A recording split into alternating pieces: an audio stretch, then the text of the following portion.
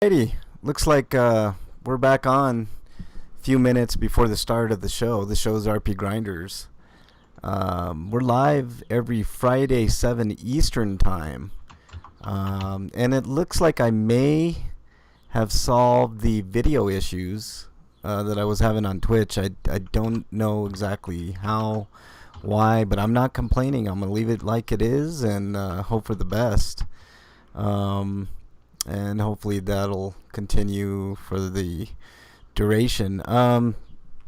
PSA in about a month, actually a month to the day, we will be giving away a free video game. So you might want to be there for that. It's gonna be our 600th show celebration, and we're giving away your choice of video game, whether it's PS5, PS4. If you still have a PS3, I guess I can do that too. Xbox, whatever, PC, matters not. But you better brush up on your old school horror trivia.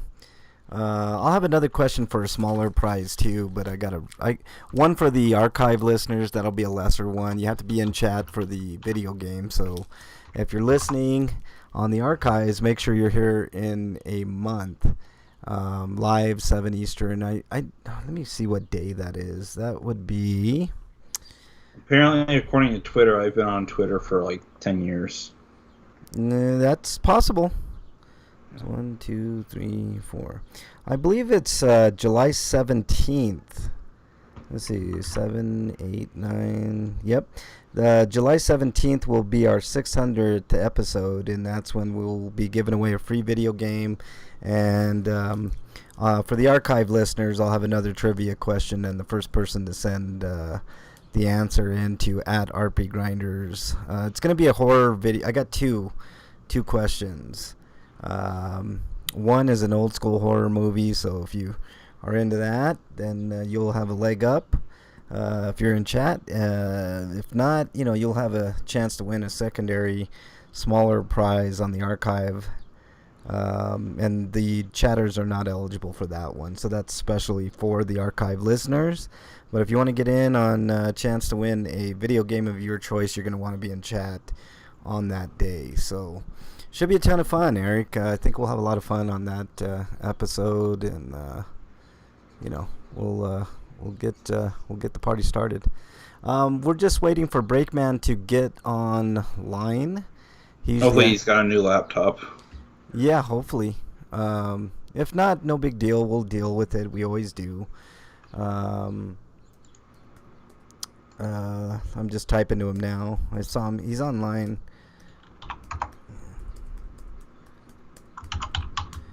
Okay.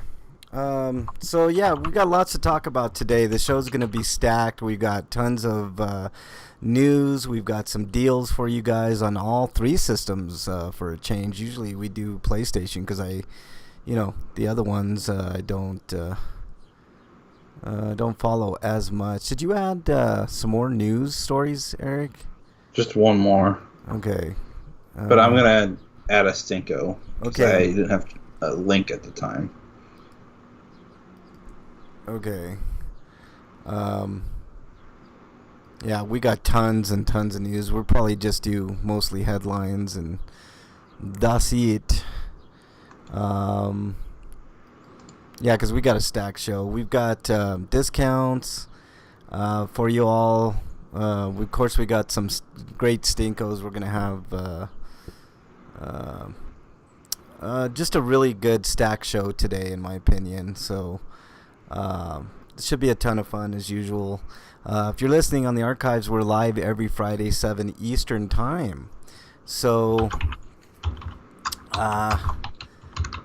it's always a fun time. Twitch.tv/RP Grinders. And also on YouTube. Just search RP Grinders on YouTube, and that'll be that. We would love to have you in chat. It's always fun with a bunch of chatters. We're going to be talking about Microsoft and Sony's next-gen consoles a little bit today. We're also going to be talking about the Confederacy and the quote-unquote legacy it left behind. We've discussed the Confederacy at length on the show before, but I feel it's kind of prominent, and we need to talk about it some more. So we're going to. So hopefully you can join us for that discussion. It should be good. There's a very I'd say it's a very small minority in the country, Eric, but it's a very vocal and, in my opinion, a very dangerous portion of the population that still believes in the Confederacy and what it stood for, and they hide behind culture, and I don't understand it, and we'll talk about that a little bit in our free-for-all, but it should be a ton of fun. We're just waiting on Breakman. If you're just joining us, the show's RP Grinders. We mostly talk about RPGs, but we do talk politics, pop culture, movies, music, anything and everything, and we really get into it. So I'm glad you all are listening. Really appreciate you. If you're listening on the archives, if you're listening wherever you're listening, we definitely appreciate it. So we're just waiting on Breakman. Like I said, weather's really nice here in Denver. It's actually kind of cool. It's been really, really hot and humid, unusually humid for this time. Actually, we hardly ever are humid. So, all right. So, Breakman's in. Let me get Breakman on in.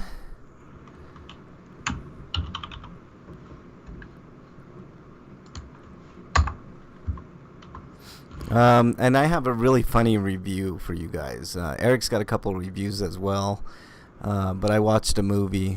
We need to put out the PSA before you actually get the articles. Whenever I do a PSA, you skip over it unless there's a link. Well, because there's no link, and I just forget about it. You can just remind me at the beginning, Eric. I'll bold it. Yeah. Just do it at the beginning. I mean, we'll do it. I don't once I put the links up, Eric, I don't really refer back to the summary. So you're gonna have to step in and say we got a PSA. Oh wow, I gotta turn the volume down. Jesus. Okay. I about knocked myself out a few minutes ago. You all right?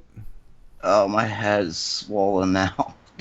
What? I was trying to run to get to the show, and I just banged my head. And wow. I thought a squirrel got to you or something.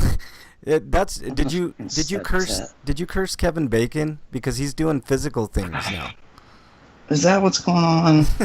God, I really gotta turn this volume down. I got a headache now. Yeah, turn it down, dude. Take some Tylenol, man. Go grab some Tylenol with your beer. You'll feel fine. Yeah. Hold on. Hold on, I'll be right back. Yeah.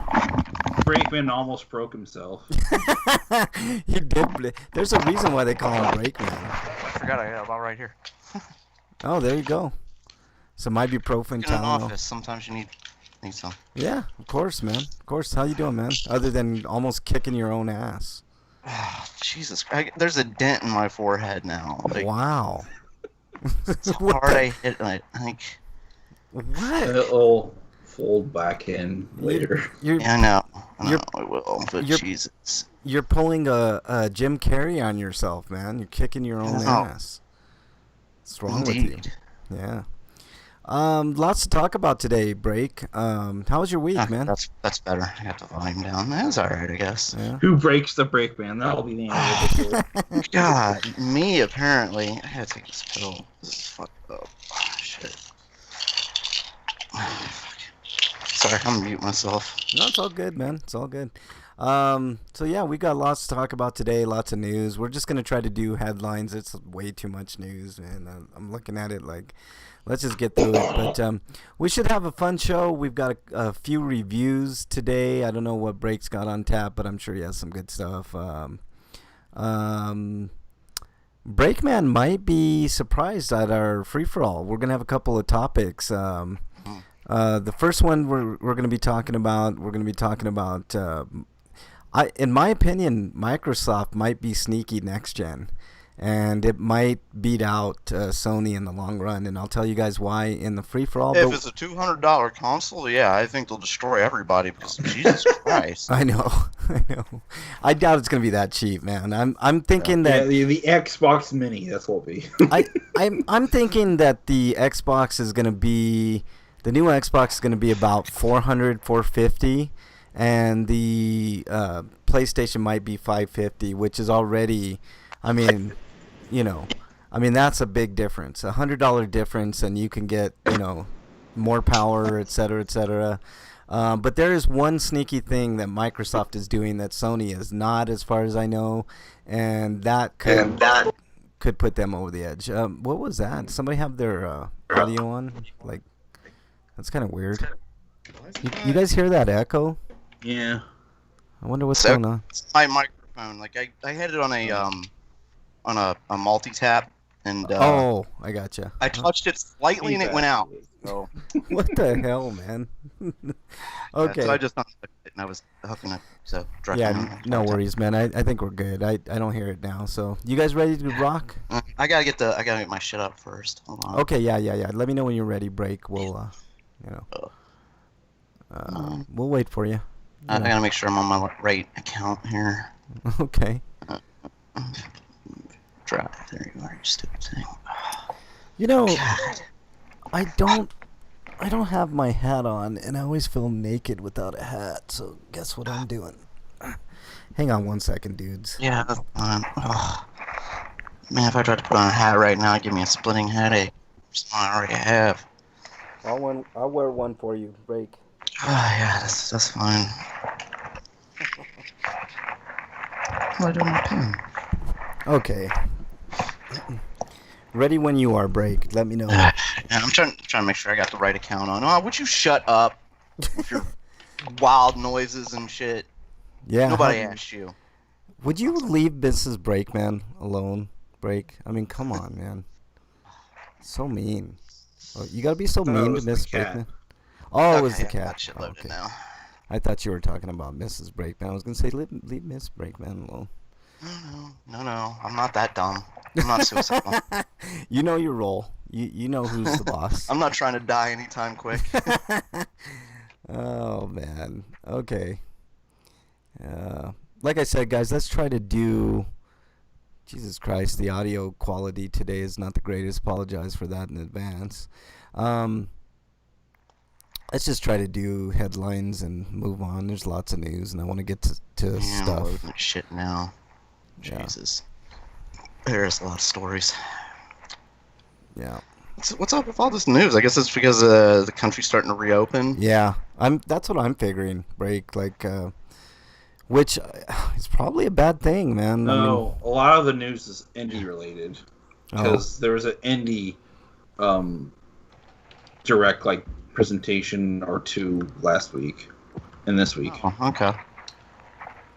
And I need to get into the website. I didn't even think about that because I am not thinking on. No, that's not how you spell our goddamn show. Fuck. Hey, at least I got the video working. Break. You might be interested to hear that.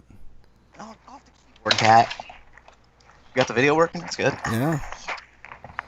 Yeah, video's working on Twitch. At least as far as I know right now. I mean, that's subject to change, man. I've been having issue, but I tinkered with the settings real quick, and it seemed to work. Whatever I did, and I don't even know what I did. So let's just hope that it stays that way.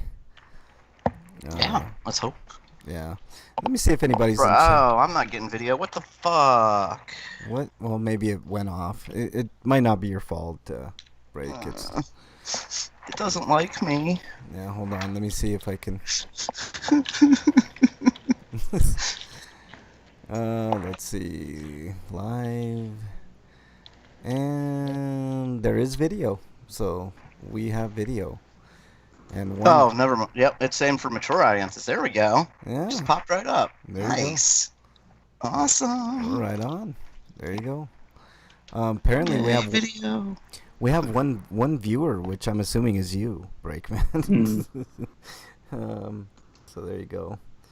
Okay, let me know when you're ready, Break, and then we'll get this. I gotta posted. mute us. Okay. You ready? Yeah, I'm ready. Okay, here we go. Here we go.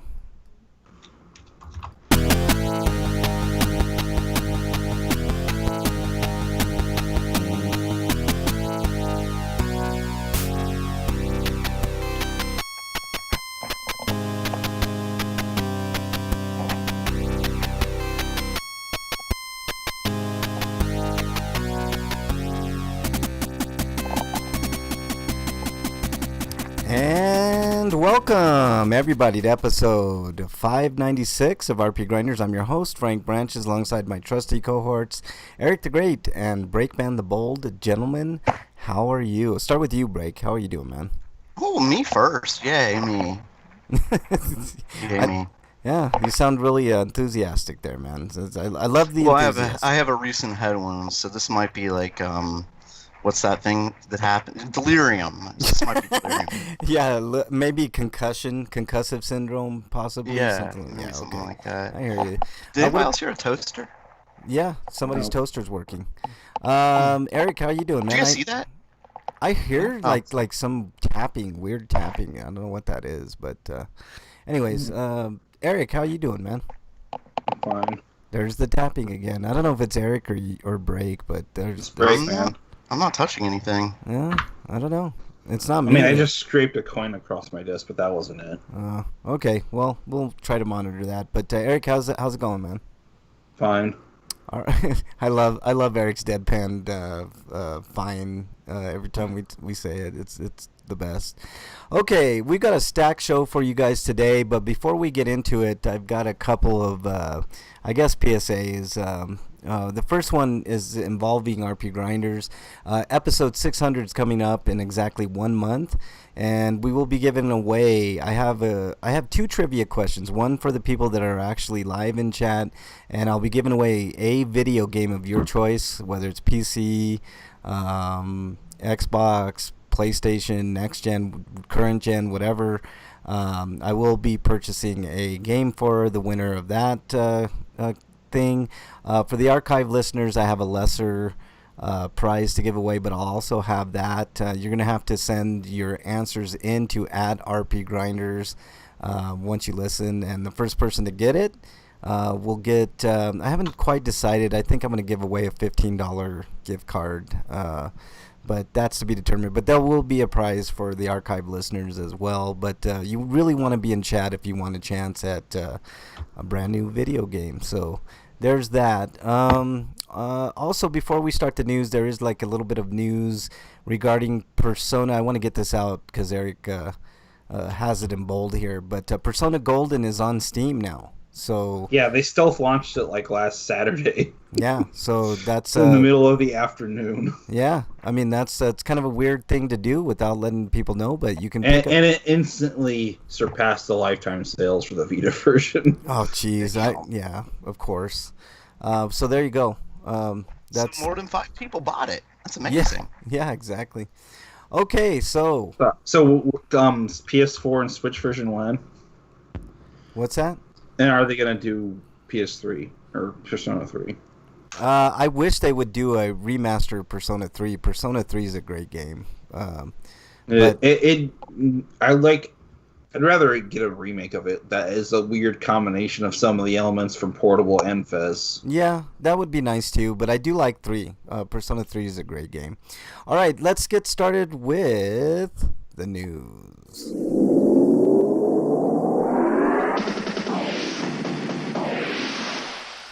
RPG News. All right, Eric, you're up. All right. From RPG site, we've got the release date for Is It Wrong to Try to Pick Up Girls in a Dungeon? Infinite Combat. Which is spelled wrong, but whatever. Launches on August 7th in Europe and August 11th in North America. Published by P-Cube. And it's coming to the PlayStation 4, Nintendo Switch, and PC. Yeah, it looks like And I don't expect much from this game, to be honest, because I saw the gameplay footage. I was very unimpressed. So yeah. this game is mostly about the fan service.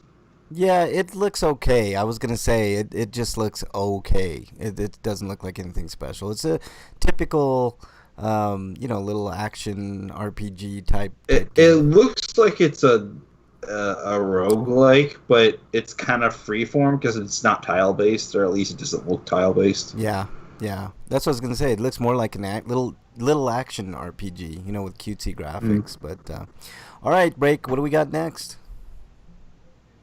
Did we lose Break? Maybe. We must have lost Break. No, he's on mute. Oh. I guess we'll just wait for Break to get back and. Oh, there he is. Damn it! You there? I hate you, Skype, so goddamn much. All right, Wait, you're. mute? No, you're here. What? Okay, good. Fucking goddamn! You hit mute once and you're stuck on mute forever. Yeah, it's so weird. All right, man, go for it. What do we got? Anyway, next? what are we doing here? Coming to us live from RPG site. Cyberpunk 2077 delayed till November 19th. Oh, Yeah. that's an easy story, so I'll go ahead and read the next one. Coming to us live from RPG site. The Arcade Crew to publish tactical roguelike RPG The Last Spell. Yeah. That's interesting. The Last Spell. The Arcade Crew has announced it. Why am I reading this? Because it's the same thing you just said in your headline. You can find a reveal trailer and screenshots from August 2019. Oh, that's... Wow, okay. It's a while back. Yeah, it was already released on PC, wasn't it? Yeah. It's being published for... set to release on PC via Steam, so no. Demo for the game is currently available as part. It looks like a cool little D&D adventure, even though it has nothing to do with D&D. It looks sort of like in that vein. So yeah, it looks interesting. I'm not into the tactics thing, but there's plenty of people that really love tactical RPGs. So this might be something to play later on if it gets on the Xbox Break for sure.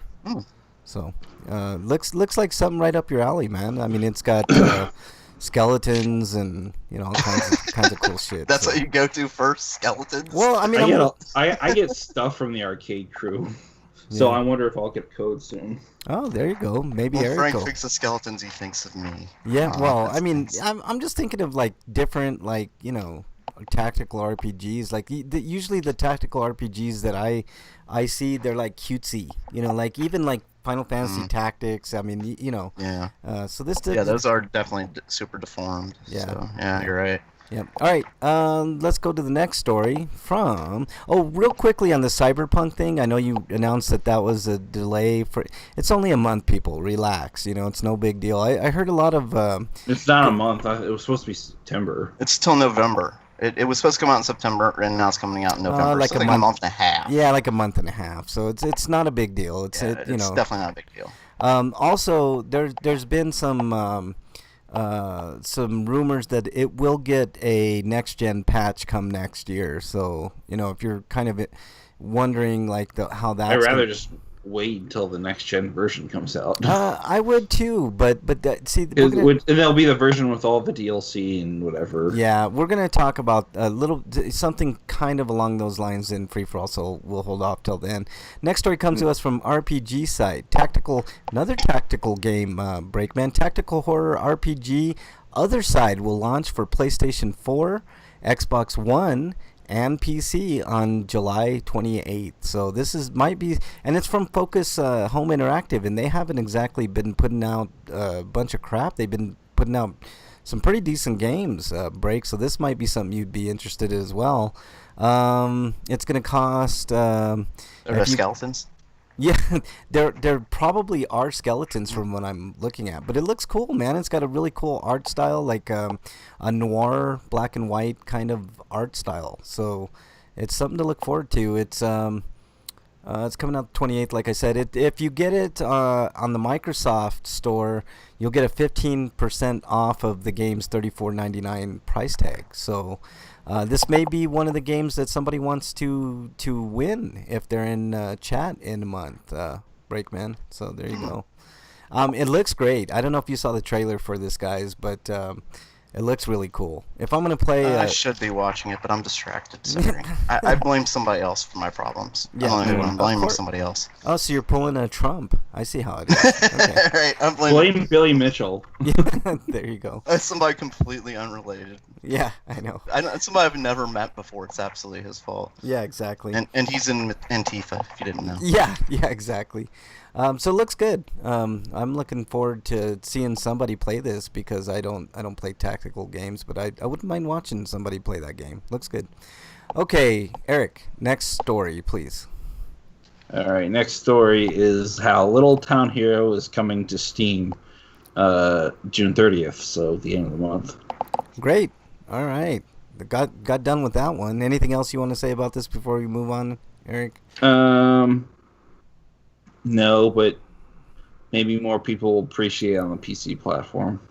Wow, the Nintendo is publishing that game, so there you go. That's Actually, no, that's the publisher of the Switch version. I said that. I said they're publishing it.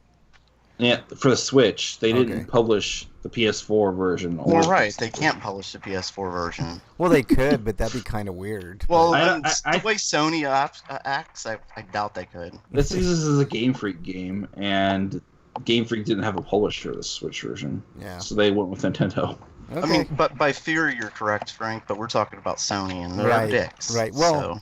I mean, they're all kind of assholes if you think about I know, it. but Sony's got this like everybody's the enemy kind of feeling. Yeah. Or, The, Yeah. the last independent game that Game Freak published on their own was, I think, I don't they was self-published. It was called Giga Wrecker. Yeah. Yeah, before that it was Harmonite, which was published by Nintendo. But the game before that they published through some other company was the Sega release of Tempo the Badass Elephant, which you should play. It's not a bad game. Yeah. They're a decent little developer, Game Freak. So it's something to look forward to. It's not I heard this one was kind of mixed reviews, but I don't know. Maybe they fixed a couple of things from its release to now. Yeah. Okay, Breakman, you're up. which story did we just do? We didn't do the Kingdom Hearts, right? Yep, we're on to the Kingdom Hearts. Oh, we're on the Kingdom. Okay, coming to us live from RPG site. Kingdom Hearts: The Melody of Memory launches for PlayStation 4, Xbox One, and Nintendo Switch in 2020. Well, that's fucking vague. Melody of Memory will have a gameplay feature where you control Sora's party by beating enemies in rhyme with the background music, with over 140 songs included from both Kingdom Hearts and Disney titles. There are 4 play modes that will be available in the game, including online verses. It also seems to have more new storyline segments for the series featuring the heroine Kairi. Yes. Kyrie. Kyrie? Kyrie, yeah. And there's a reveal trailer, so yay. Yeah, so sections- there's plot relevant storyline that will carry into phase 2 of Kingdom Hearts. Oh, so you boy. need to play this if you want to understand the happens of the Yeah. next game. You gotta be Yeah. shitting me, man. This looks like a fun game for kids, so they're making adults fans play it too because. Well, I mean, rhythm games are okay. Like I'm not a huge, It's probably got to be a better game than Theater Rhythm Dragon Quest because I heard not great things. yeah. Because the idea of a Dragon Quest Theater Rhythm game sounds great until you realize that the tracks aren't really meant for rhythm games. I don't like the fact that they're tying it into the next, phase of Kingdom Hearts, man. Like maybe they'll come out like with the next. Because I think the DLC ended with them finding Sora, but he's missing his memories, just like Chain of Memories. Yeah. We found you. Who are you? Yeah. Ah, Exactly, man. No, So we need to play music to get your memories back, apparently. I think they should really end the Sora saga in Kingdom Hearts and go on to something else. I think it's getting stale. I think they are, but considering what happened, they have to wrap up that loose end. Yeah, I know. I didn't play the DLC for Kingdom Hearts 3, but I did hear about the kind of cliffhanger-y type shit. But How pissed would fans be if they never answered it? oh, yeah. I mean, They just moved on to the next phase. I mean, They're at like, this- what are we talking about? We at finished this- the story. yeah. At this point, man, it's years and years of storytelling muddled storytelling that nobody can make one bit of sense from. It's just how the Kingdom Hearts. I wouldn't. You know what? I think the games are available on the Xbox One Pass now, so you can just play them, get confused with the rest of us. Yeah, Mm. exactly, man. They're just Yeah, sounds fun. The games are fun. The gameplay. The games Go ahead are and play fun. them because they're enjoyable. Yeah, the games are fun and they're a visual treat for sure. But the story, you might as well just not even Mm. concern yourself with the story. None of it makes sense. It's awful. But they're But that's fun. like one of the biggest attractions of the series, though, just how ridiculous it is. That's true.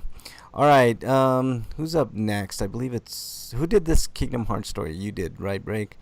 Okay, it comes to us live from RPG site, pixel art roguelike action RPG Undungeon, which we've talked about before on the show, gets a free demo on Steam.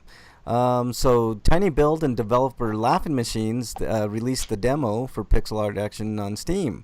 Demo is stated to be about a 2-hour slice of the game's exploration and combat, and there's a little trailer, and it looks actually really cool. It's got some cool pixel art and, so yeah, it looks good. It's an action roguelike adventure. So there you go. All right, who do we got next? Eric, what do we got next?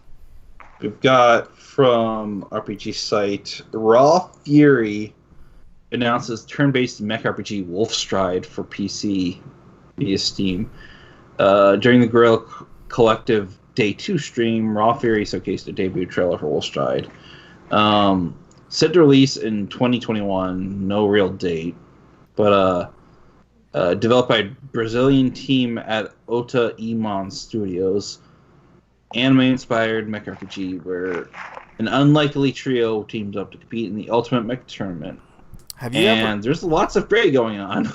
Have you ever heard of a Brazilian RPG? Because I think those are the first time those words have been uttered on RP Grinders. Brazilian team working on an RPG. Like I thought Brazilian. No, people had I think we things to do than mentioned play Brazilian video games. team once that they were making that other war like visual novel RPG game. That's the first Those time. developers realize they have the Brazilian beaches there, right? Yeah, there's much better things to be doing other than working on Yeah, video yeah. games. This game's got a very noir look though, because everything's in black and white. Yeah, it's like the other game we talked about, except this one's more cartoony, I would say, than the other one, the tactical RPG that we talked about earlier. But all right, Break, what do we got? Coming to us live from RPG site. It's still loading. Why are you still loading? Star Renegades is a turn-based roguelite RPG launching later this year for Steam, PlayStation 4, Xbox One, and Nintendo Switch. Wow. Yep. That's it for everything. During the Guerrilla Collective Day 2 stream, Raw Fury showcased a new anime-inspired trailer for Star Renegades, a pixel art strategy roguelike RPG. The game is being developed by Massive Damage, Halcyon 6 Star-based Commander, and the official website is here. I guess they made Halcyon 6.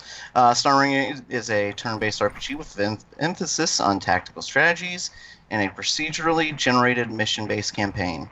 Check out the new trailer below alongside a description of the game and set of screenshots by Raw Fury. Why did I say that? Because you can't look. The Sorry, the trailer is a very basic anime trailer, so there's not much. Here's some gameplay. Let me take a quick peek at the gameplay.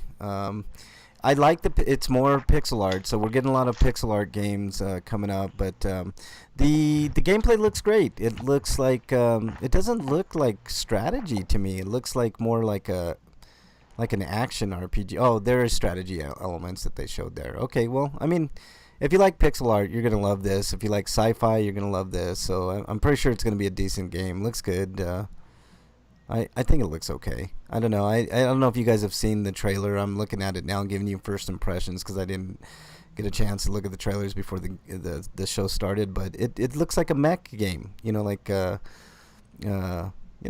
a mech tactical RPG with action elements, I guess. I don't know. But anyways, there you go. All right. I think it's my turn, right? Yes, sorry, my phone rang. That's okay. My turn, I believe. Comes to us from RPG site, another 2D pixel art side-scroller. Oh, here we go. Gestalt, Steam, and Cinder coming to the PlayStation 4, Xbox One, Nintendo Switch, and PC later this year. So no due date, but it looks gorgeous, man. If you're going to do pixel art, this is the way to do it, man. You got to check out the trailer on YouTube. I don't know what the game is about, but it looks really, really good, guys. Like this, of all the games that we've talked about so far, this game probably looks the best. It's inspired by 16 and 32-bit classics. It looks like a Metroidvania. It does look like a Metroidvania, but I mean the pixel art alone is gorgeous, man. I mean I love stuff like this. It's definitely retro, kind of Castlevania-like feel to it. Obviously a little different than that, but the artwork looks fantastic. So if it plays like it's showing here, it's gonna be good. There's some key features like mesmerizing art, nuanced combat system, riveting narrative, grow your skills, and shape your fate. So the basics of a great Metroidvania. So there you go. All right, Eric, what do we got next? But from that we got a game called Morbid: The Seven Acolytes. This is a horror punk pixel art action RPG. Another one. Yeah. Anyways, developer still running. Yeah. That's a fun name. Merge Games is the publisher, but it says a horror punk action RPG filled with Lovecraftian horrors and Cronenbergian gore. Cronin, yeah, okay, Cronenbergian gore, yeah. PS4 and Xbox One, Nintendo Switch, and PC. The problem I have with this game, I'm watching the trailer now, and I'm gonna be honest with you guys, it looks a little too dark, and I don't mean like dark in tone. They need to make it brighter a little. Yeah, it's you know how like Diablo is kind of dark, but at least like it's lit up well enough where you can see the enemies and stuff. This game doesn't look very well lit. I mean, it's got great pixel art, but if you can't see the pixel art, then what is the point? But I'm sure you can adjust the brightness settings, but I hope the defaults should probably be scaled up a little bit more. What's that, Break? Like playing a game on the Game Boy Advance. You're playing, yeah, exactly. That's exactly the type. I mean, it might play different on your home screen of choice, but it just looks a little too dark. Yeah. Okay. Let's see who's next. It's my turn. All right. Coming to us live from RPG Site, brutal pixel art action RPG No Place for Bravery, coming to Nintendo Switch and PC in 2021. Yeah. Okay. No Place for Bravery is a pixel art action RPG developed by Brazilian developer Glitch Factory. What the fuck? Another one? Oh, this there. What's going on? Yeah. I think the whole thing with the Guerrilla Collective is that it's a bunch of Brazilian devs. Oh, okay. I'm sure they're not the only ones, but they're probably prominent. Yeah. Following Glitch Factory, following the footsteps of retired soldier Thorn, along with his disabled son, Form sets off to find his daughter who disappeared long ago. Wow, that's a disabled son. That's interesting. Yeah. No Place for Bravery is a 2D top-down action RPG which weaves together high-quality visuals, a stirring soundtrack, and intense combat moments into deep and affecting tale of moral dilemmas and personal reflections of choices. Yeah. Your choices, they say. Yeah. Features brutal Sekiro-esque 2D combat, not about heroes, based on real-life stores. Wretchedness awaits and always visual. I was reading the bullet points, but now I'm more confused than ever. Yeah, okay, I'm looking at this game has got a very Hyper Light Drifter feel to it. It does, and it looks another stunning 2D. I mean, this might be the year for pixel art, guys. Like I mean, it basically, if you can take Zelda and make it pixelized with a little more mature themes, like one of the old school Zelda games, that's what it kind of reminds me of. But it looks gorgeous, and I guess it's the year of pixel art, guys. I mean, we're gonna get a slew of pixel art games, which I'm all for. I like that visual style. I don't know. You Breakman, you like pixel art type stuff? Yeah, I like that. I'm gonna go ahead and read these. Brutal Sekiro-esque 2D combat. The game will focus on parries and fast-paced combat. Making mistakes will be punishing, and you'll experience a lingering sense of fragility while facing the dangers of Bravery's world. So this is going to be a hard game, I'd say. Yeah. Not about heroes. Thorn, a retired warrior plagued by nightmares, stumbles on an opportunity for redemption after finding clues to his daughter's disappearance from long ago. With the company of his disabled foster son, Fid, It will be up to the player to decide how far Thorn will go, not only to rescue his daughter, but also to fulfill his ambitions. Based on real-life stories, the story of bravery carries a strong message on the role of parental figures and the consequences of their choices in a troubled world. This message is informed by the developers' personal life experiences, and the game aims to impart these real, resonant feelings with competence and depth. That sounds really cool. It does. It really Um, does. Wretchedness Jesus. Wretchedness awaits. Thorn is a competent warrior in a world where people like him perish all the time. Under your control, Thorn will have the capacity to kill and survive from the word go. But you should expect to find Thorn's fragility starkly reflected in your own series of likely defeats. Yeah. Hard game, you're going to lose a lot. Yep. Always visual, a captivating blend of the low. We don't even read that rest of the part, but Yeah. just the story elements sound really cool. I'm down. Sounds like something really deep. I'm down to try this. It's gonna be on the Switch, so I'll be able to give this one a go. But man, like, anytime somebody says Sekiro or Bloodborne or Dark Souls, I'm like, oh fuck, do I really like Salt and Sanctuary is one. Like, that game is so fucking hard, man. Like, Anyways. Yeah, they reiterated a few times you're gonna die. Yeah, in this game. they're letting you know. You know, they're Yeah. like you're gonna get fucked in this game, so you might as well just bend over with no Yeah. lube. You know. Yeah, so. please don't hate us. You keep playing, but Yeah. you know. Exactly. All right, let's move on to the next story. This comes to us from RPG site. Co-op action RPG Almighty Kill Your Gods has been revealed. So Versus Evil and Run Wild Entertainment have announced that cooperation action RPG Almighty Kill Your Gods planned for release in PC and unspecified consoles with a new revealed trailer, which I'm watching now as I'm reading. The 2-minute long gameplay footages focuses mainly on combat with glimpses of the game's home island system, which involves crafting and upgrading.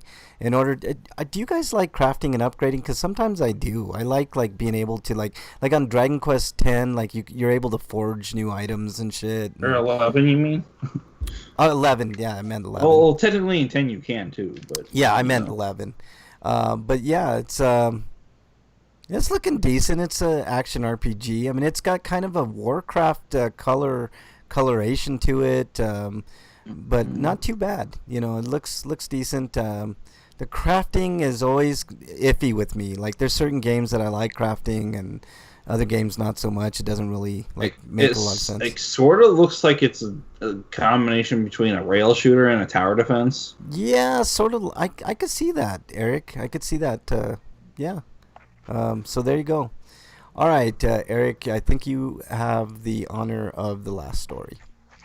The last story is a collection for shmups by Japanese shmup developer Taoplan.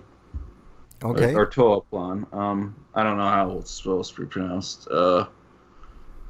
Currently in development, M2 is doing the emulation work, like almost always is the case. It's either them or Hamster. They're the two emulation kings of the moment. Yeah. But the following 4 titles are in development for re-release. Kyoku Tiger. I should have given this one to Break. I was trying to get my U's right. Or otherwise known as Twin Cobra. Tachijin O, which is Truxton 2. And he shows all my Flying Shark and Outzone, which is just Outzone. Yeah. So that's cool. I mean, Too bad there's no Zero Wing here, because we could use another port of that game. yeah. I like some shmups, but when they something like Ikaruga is just way too much because you're switching back and forth. If you're just shooting, I'm okay with that. But These are those types of games. like Ikaruga? No, Oh, just shooting stuff. Yeah, just shooting stuff's okay, but They're all STGs. They're all top-down shooters. yeah. I That's just care about the power-ups. I'm tired of shmups with weak power-ups. I know, Some man. good weapons to kill everything. It's- That's the point of the game, is to shoot stuff. You want cool shit to shoot with, right? Yeah. What's the last great shoot 'em up that you played, Break? Can you think of like The last great one? Yeah. I don't. I played a lot of good ones. I don't know what the last great one I played Oh, was. wait, maybe we will get Zero Wing eventually because it says in addition to these 4 titles, plans for other Top Plans titles are also in motion. M2 President Naoki Hori previously said the company plans to re-release every Top Plan title for console starting in 2020. Well, that's cool. You know, the I used to play. You guys played 1942 back in the day on Yeah. Nintendo. That was a Yeah.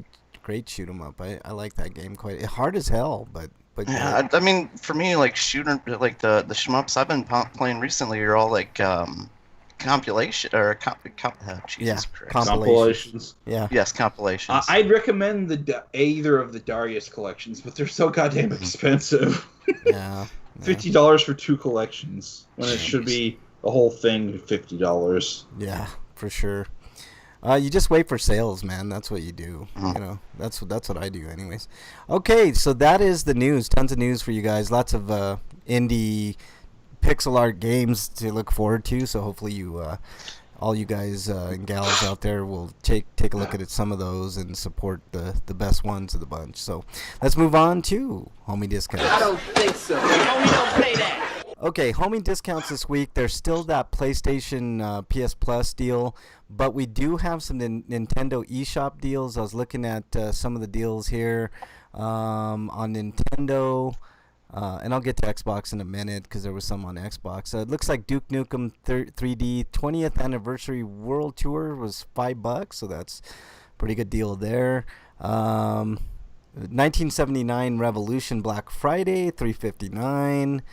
These are all in alphabetical order, so I'm having to like find some things to, things that kind of stick out. Jurassic Pinball is now $1.49, so that's a pretty good deal. Saints Row the 4th reelected is down 33% to $26.79 till the 25th.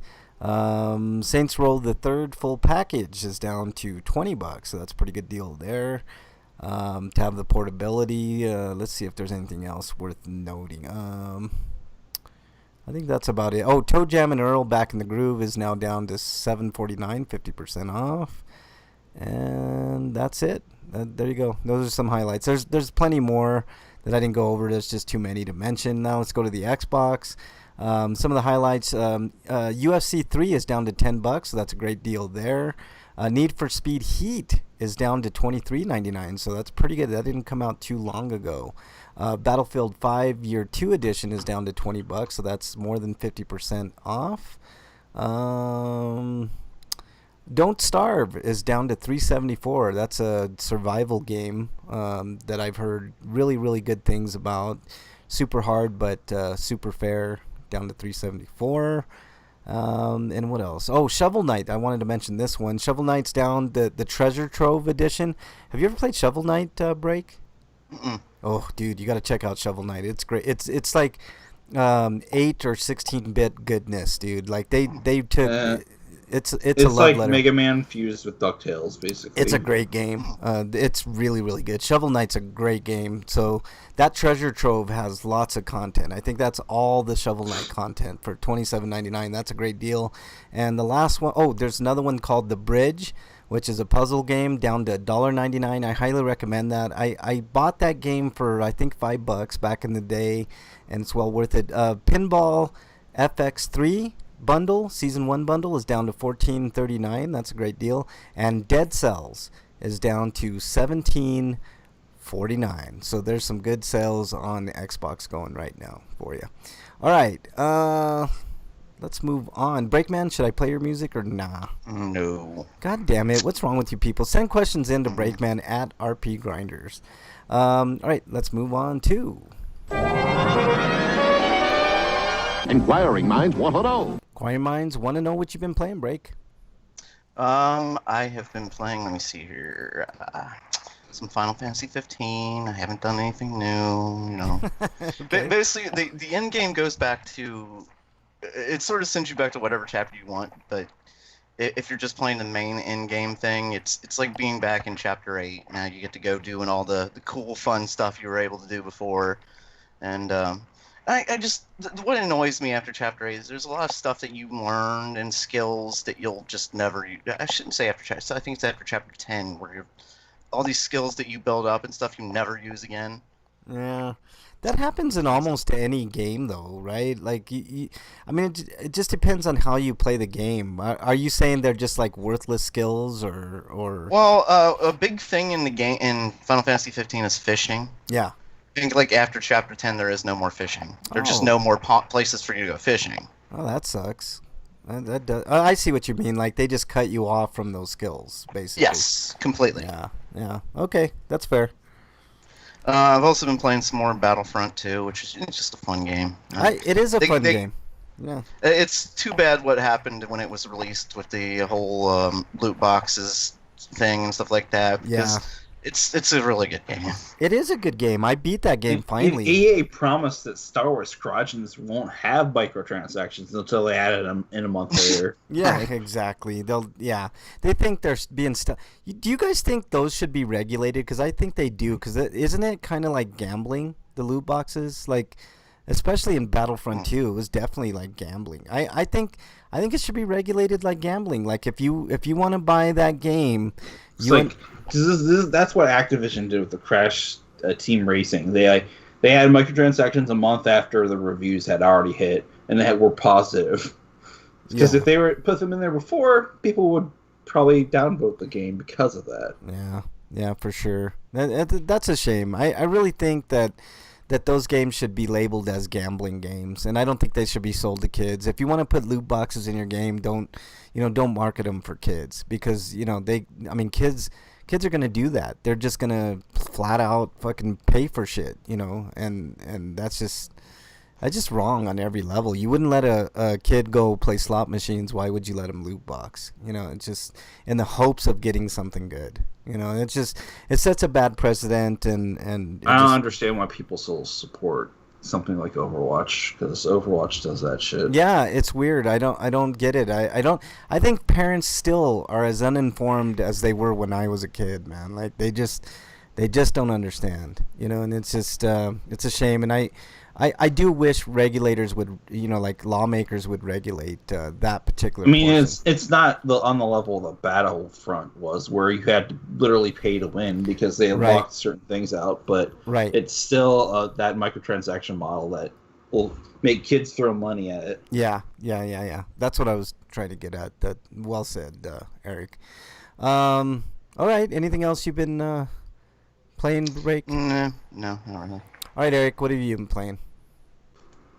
More Seven Scarlet. I'm on the 4th route, and Xenoblade Definitive Edition. I finally completed the Future Connected bit. I'll have a review for it later. All right. And I also played through the Switch version of Ori and the Blind Forest Definitive Edition because it was on sale last week for like 14 sweet. bucks. Nice, man. Very good. Very good. All right, we'll get to those in just a second. Real quickly, I played. I got back into playing games, but for a limited time because my wrist is still kicking my ass. But I played Dragon Quest XI. I got a little bit further, so I'm making some progress. So back in the game, guys. All right, let's move on to RP Grinders reviews. Breakman. Do you have any reviews this week? Nothing I can think of. All right, Eric, you're up. All right, I'll do the review of Xenoblade first. If you played Xenoblade 10 years ago, well, they didn't change much, but they did a couple quality of life enhancements, like improving the GUI so that when your character's in position to proc a special status ailment like backstabbing, or side like attacks that only proc when you're on against the other side, it'll let you know. Or like when an enemy's ready to be dazed or braked or toppled or whatever. So that makes the game a little bit easier because it was almost always a crapshoot unless you're really paying attention to the positioning of your characters. Yeah. So that's really helpful. But other things like letting you know, like in the original game, like if an enemy was really stronger than you, you usually see their name and it was like highlighted in red. but now there's like a little icon that's flashes above them, so you don't have to look at that. You'll immediately know whether or not, one, the enemy's too strong for you, and two, whether or not they've got a vision symbol that let you know that they'll fight you if you're in the vicinity of other enemies. So that lets you know they're aggressive. Okay, that's good. Because a lot of enemies are like, they won't attack you if you're like significantly a level above them, and other enemies won't attack you unless you attack them and their friends are nearby or whatever. Are there major other enemies just take the opportunity to fight you when you're fighting something else? Are there major visual upgrades, Eric? Because Xenoblade came out. The character models are improved, and while there is improvement to the textures in the world maps, they're not as improved as the character models, especially the main character models. Okay. So Xenoblade originally came out on what, the Wii or the Wii U? Yeah, the Wii. Yeah, the Wii. Yeah. And then they ported that to the new Nintendo 3DS. Yeah. Which is the only game other than Binding of Isaac port for the 3DS. Yeah. That was only on the 3DS too. Okay. So what do you giving Xenoblade? But I need to talk about Future Connected a little bit first, though. Okay. But it's an okay epilogue of sorts, but like some people were saying that that the content in it gives a small hint to where the series is going, but I don't see it really yet. But maybe maybe it has something to do with the rifts that they have to encounter and the rift monsters, and that might play a role in the next Xeno game. But other than that, there's no like strong story connections connecting this game and whatever they do next. Yeah. Okay. So yeah, I thought there was a they changed the battle system a little bit because you no longer do chain attacks. Instead, what they did is they had you scouting over the continent that you find yourselves on to find these prospector Nopons / archaeologists, and basically you'll get like a whole army of 12 of them, and they'll contribute to the attack power of whatever ability you pick, which is like a group area of effect attack that attacks all the enemies, and if you get all the bonus prompt commands with the B button, it'll do additional damage. Or you could just damage the enemy, like one enemy, and then the rest of the stuff is healing, and then the other one just knocks them all down. But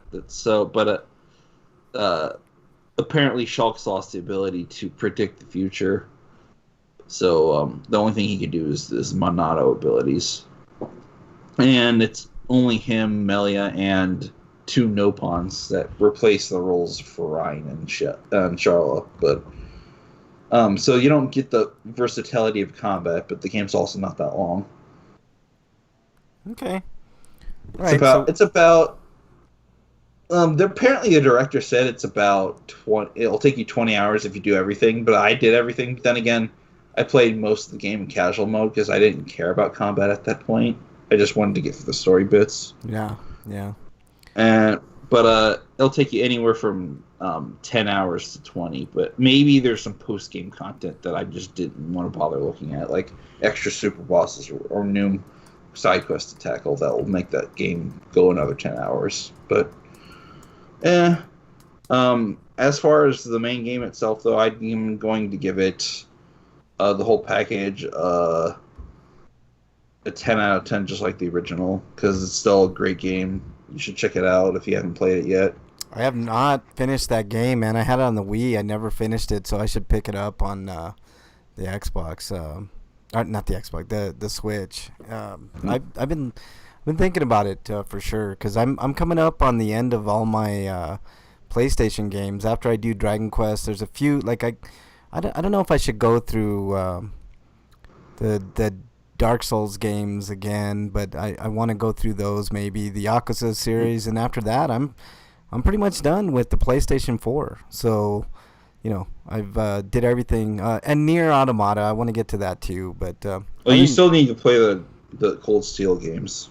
I do, Eric, but those are games that I might just have to like let go and concentrate on what I got going on. Like you get a backlog of games and you just kind of want to finish those games and call it a day. The Trails of Cold Steel games I know are great games, but I just don't know if I'm going to have room this cycle to play them all. Maybe later if they come out with like a like a definitive like collection or something, I might do it. But anyways, all right. So what else you got, Eric? Ori and the Blind Forest Definitive Edition. I wrote a review for this for the original Xbox version. For Game Tactics, which really doesn't exist anymore. Oof, that but sucks. It is a Metroidvania type game.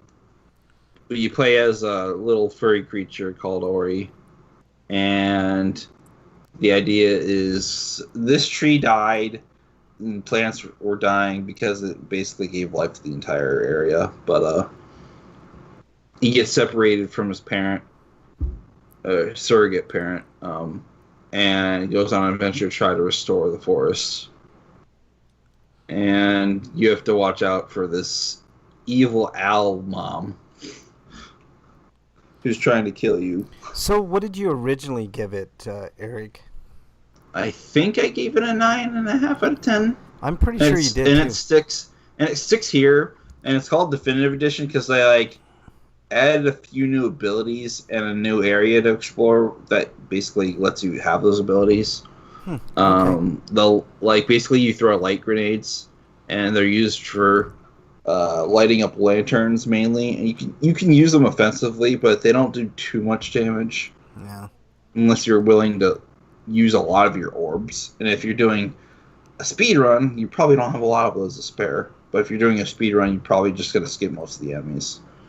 Yeah. Because when you kill an enemy, you get experience, and then you get enough experience points, you get to unlock skills through the skill menu. It's a beautiful looking game for sure. It's very colorful. And Since this is since it was originally an Xbox game, you also before I move on, the new area also talks a little bit more about your surrogate mom, so you learn a little bit about their backstory a little bit. Yeah, that's cool. But the game runs at 60 frames just like the original. Oof, nice. But I couldn't tell initially because I think when the original game launched, there were some frame pacing issues, but I think they managed to fix that since then. But it lets you link up your Xbox account so that you can get achievements, so you can get gamer score through the achievement system within the game. Oh, that's cool. That's nice. So if you wanted achievements, you just play the Switch version. But like the thing is, it doesn't remember what achievements you actually unlocked before because it doesn't transfer your save files over at all. Yeah. But I'm guessing like your gamer score will just get boosted if you don't already have that achievement. Okay, so 9.5 out of 10 still holds up, right, Eric? Mm-hmm. All right, pick it up, Ori and the Blind Forest. I that's a game that's always been on my radar that I've just never gotten to. I know that Moon Studios said that they developed Will of the Wisp for the Xbox and they have no plans to port it to any other platform, but I'm sure it will happen. Yeah, that'd be nice. So maybe you'll see a Switch version of that in the future. Yeah. All right, I got a really quick review of, and I'm going to say the title of this movie, and on the surface, it's going to sound like a blast. The name of this movie is called Velocipaster. I needed to watch that, but I never got around to it. It's not very good, Eric. I'm a big fan of Troma movies, and it tries to get there, with its humor and its the way it's shot and the dialogue and stuff like that, but it is definitely no Troma movie. Freak Five's in chat. What's up, Freak Five? Nice to see you in there, man. We've had a lonely chat today. Only another TV viewer was in there, so welcome on in. Thanks for joining the fray. I'm talking about Velocipaster. Basically, this pastor, for whatever reason, goes on a vacation to China, and there's this woman that's running in the woods being chased by a ninja, and she gets shot, and she gives this guy this mini, I don't know if it's a talon or something, and supposedly that transfers the Velociraptor power into this priest, and he becomes the Velocipaster. And it is as ridiculous as it sounds, but not in a good way. There's a small love story in the middle where this guy is wrestling with his, I call it priestiality. How they have to keep. I never saw Mom and Dad Save the World break. Yeah. I know. You shouldn't probably mention it randomly in the conversation. Sorry. But anyways, Velocipaster wants to be a Troma movie, but it is definitely not a Troma movie. Its dialogue is ridiculous. It is. I mean, there are a couple of laugh out loud moments, like the end battle with the Velociraptor, who's basically a dude in one. Have you guys ever seen those suits that make people look like dinosaurs? Yes, it looks like that. Yeah, it looks cheaper than that, like a cheap version of that. And he's battling a bunch of ninjas, and it's absolutely ridiculous, and not in a good way. I give Velocipaster a 4 out of 10 when I really wanted to give it a 10 out of 10, but it is not a good movie. I was hoping it'd be so bad it's good. No, I see. Bernie and I were watching it, and I told her that very thing, Eric. I said, I want this movie to be so bad it's good. But it's just so bad it's bad. It's not a good movie. I don't recommend it. Is this one of those movies the score's going to go down lower the more you think about it? It really is, Breakman. That's what happened with the last night with me. It's like, yeah, the more I talked about it, the more demerits I gave it. Yeah, it doesn't have much of a story. There is a ridiculous. The reason I gave it 4 out of 10 because there's this little part in the middle with one of his priest friends / mentors that takes a flashback into Vietnam, and it's the same old dude just with dyed hair, and that part was fun. And I did like that. There's a little bit of fun to be had in it, but is there a scene where a priest teaches him martial arts or something? That'd be pretty badass. No, but there is a scene. There suddenly this priest he's actually a ninja. We need to get Frank to watch Dragon Ball Evolution and ask him if it's better than this movie. I've seen Dragon Ball Evolution, and You did? When? A long time ago, man. I think I saw that movie when it first came out or shortly thereafter. But no, I made sure I got that on bootleg because I refused to contribute to the box office. I pirated the shit out of that movie. Yeah, I think I pirated it. I think I gave some positive, sarcastic reviews on Twitter of it. I hope people understood their sarcasm, but whatever. But yeah, Velocipaster. Wow, that was just. I can't believe Toriyama signed off on that. Yeah, I know, man. Yeah, this is why he took the helm of Super, basically, because he didn't want the same goddamn thing happening again. Yeah. So yeah, that like I was saying, there is a scene break, man, where the priest is actually talking to the older priest I said that was in Vietnam. He gets captured by this group of ninjas, and the lead ninja is talking to him in Chinese, and you see the subtitles, and for some reason he understands all this, but he speaks in obviously English, and everybody around is speaking in English. So that's the one, I think, saving grace of the whole movie. It is it's something else. A 4 out of 10. So there you go.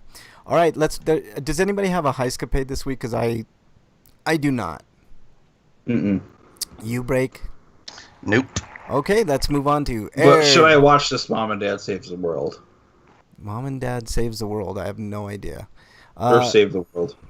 I have no idea what you're talking about, Eric. I'm asking Break. That's why he knows. Oh, he knows. Okay. Break? Should he? Did we lose Break? Is he on mute? He's I just on guess. mute. He's probably busy. Okay, let's move on to everybody's favorite segment. Ah, what is it? Stinko of the Week. All right, Break. You're up. You're Stinko of the Week. Oh, I got a couple. Okay. One sports related, so Eric can go ahead and take a nap. It's cool. Okay. Everybody knows we've been dealing with a pandemic, and not everybody knows, but especially our listeners, that it's supposed to be baseball season. Yes. It's supposed to have started back in late April. Mm-hmm. And they've been negotiating, I guess, for the last month or longer about when to start the season back up, and how to pay, who's going to get paid, and how much, and stuff like that. Mm-hmm. In the last week, you know the story. It's been, we think we got something. No, we don't. We think we got something. No, we don't. Mm-hmm. And it's over stupid petty shit. Like, it was about pay. At first, like the cheap bastards didn't want to pay the players, and now they're bitching over what length of season, I think. Like Length 10 games is what they're fucking bitching about. Yeah, no. The players' union. Yeah, which I agree with the players at this point. Break fully 100%. I don't fucking care what the excuses are anymore. Either play this game by the end of this month, or just call the season done. Yep, I'm tired agree. of everything. Just Breakman, it's interesting to talk about this. Eric, you might be interested in this too.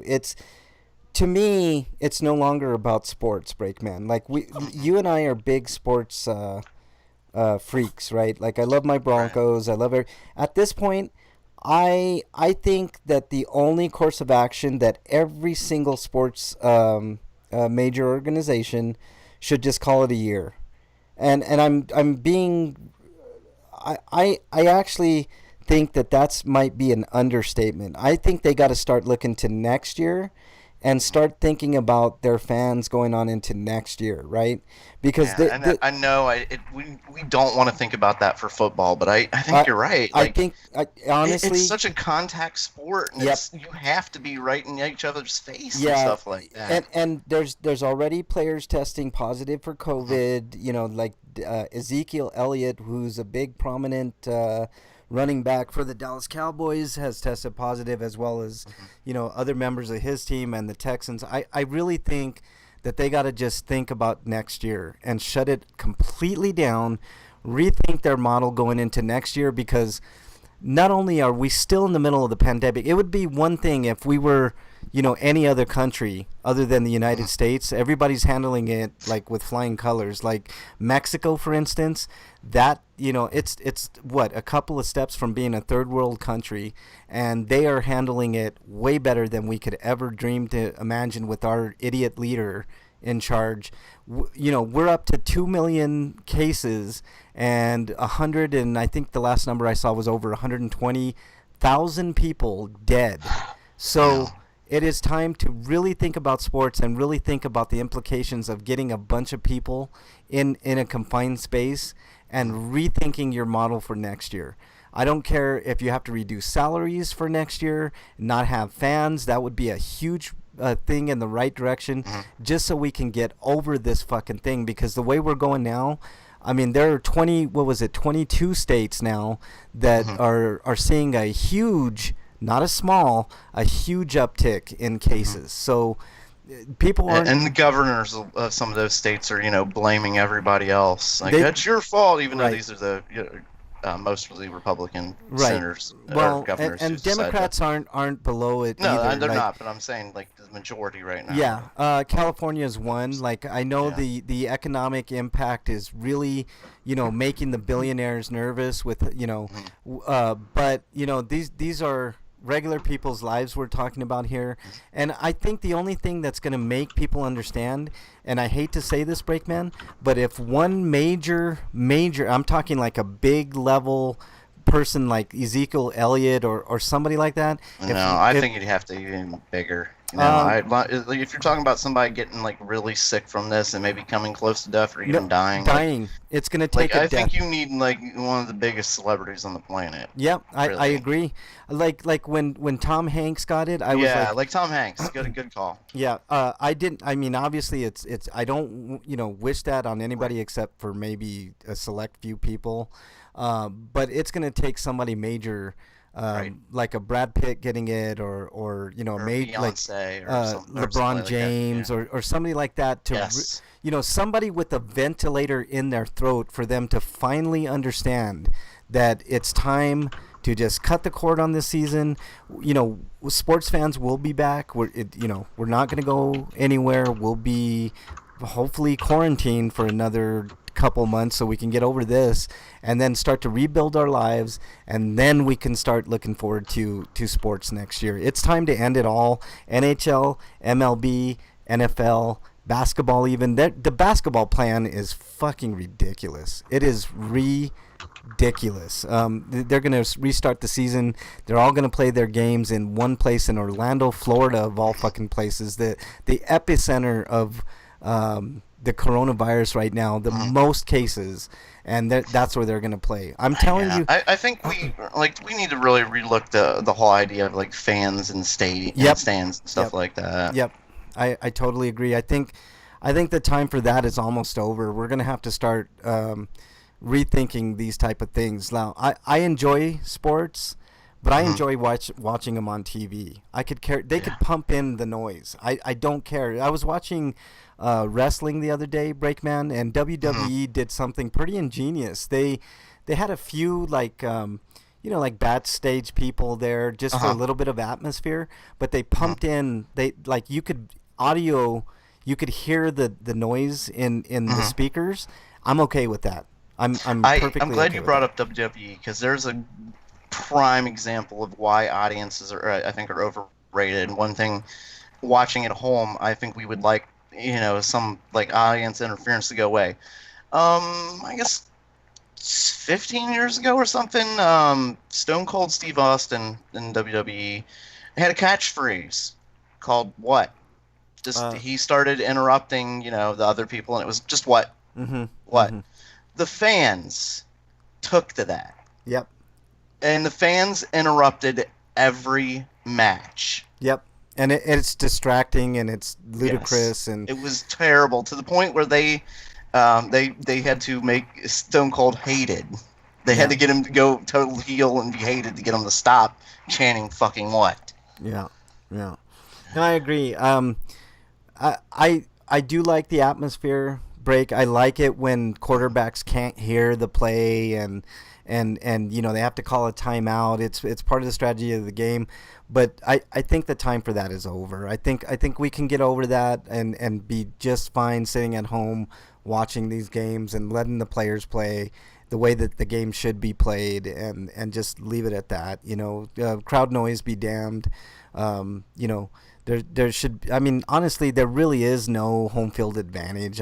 That's kind of a myth. Yeah. I know. It's just, I roll my eyes almost every time I hear that. I think there are some exceptions, like the Legion of Boom in Seattle. Like the crowd noise is just complete interference to the visiting team because it's stupid. Kansas City's another example. Denver's an example in the fact that it's altitude, and that does have an effect on people. I've seen athletes here like have to be on oxygen by halftime, and Denver athletes just fine because they train here. It's just I've seen it, but other than that, I would be okay if they found a central place to play all the games. And you just root for your team, So let's say this. Let me ask you this: every basketball court is exactly the same, right? Yeah. So absolutely. how is there home field advantage for either team? Like I said, unless it's altitude, there is none. Break. Yeah, it doesn't make any sense to me. Nope.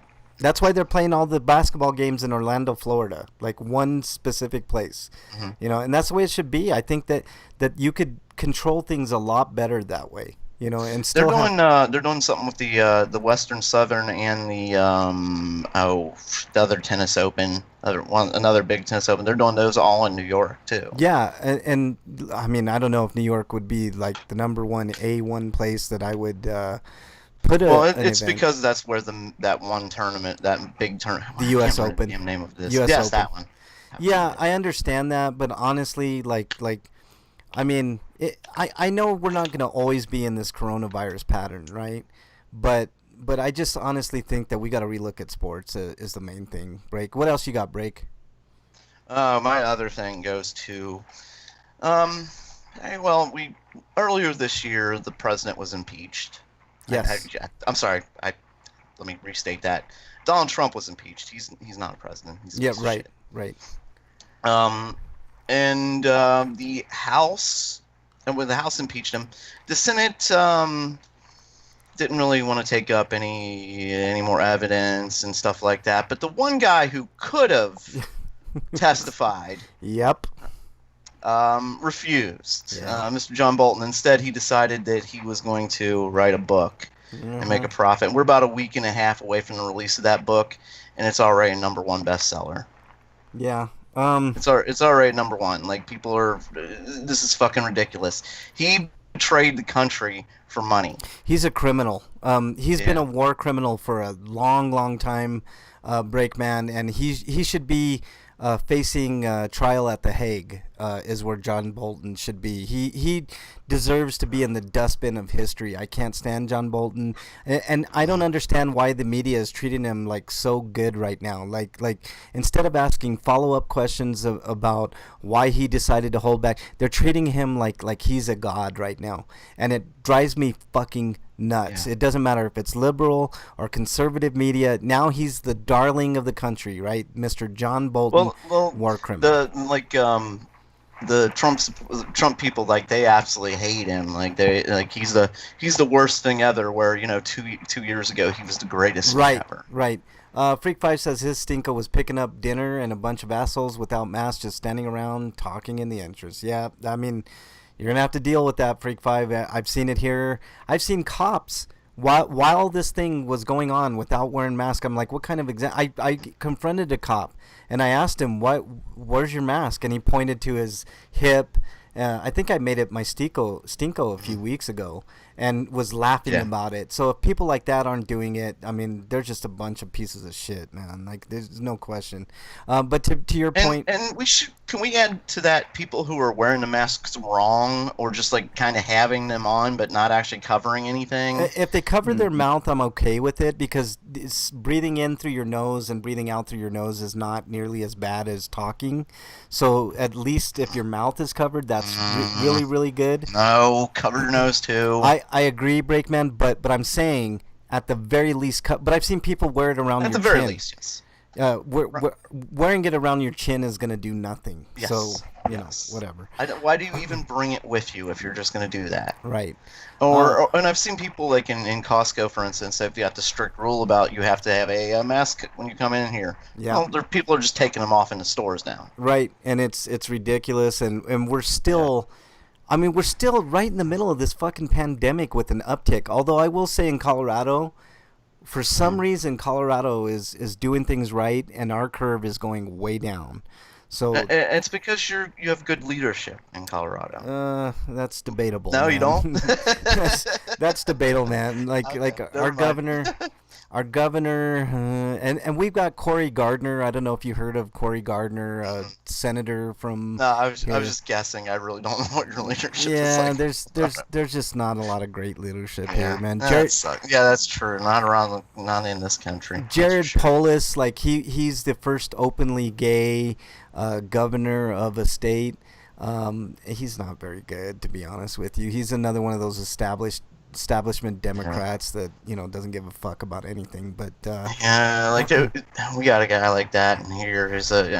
Openly gay doesn't mean that you're gonna be good, right? Like basically it seemed like his whole running point's like, I'm the first openly gay guy. Yeah, it's just no, it's I'm gonna be like the total liberal establishment. Yep. Like I'm gonna be Yep. liberal and stuff like that. No, you're a total establishment. Yeah, It's you side with businesses all the time. Like they opened up this state, I think, way too quickly.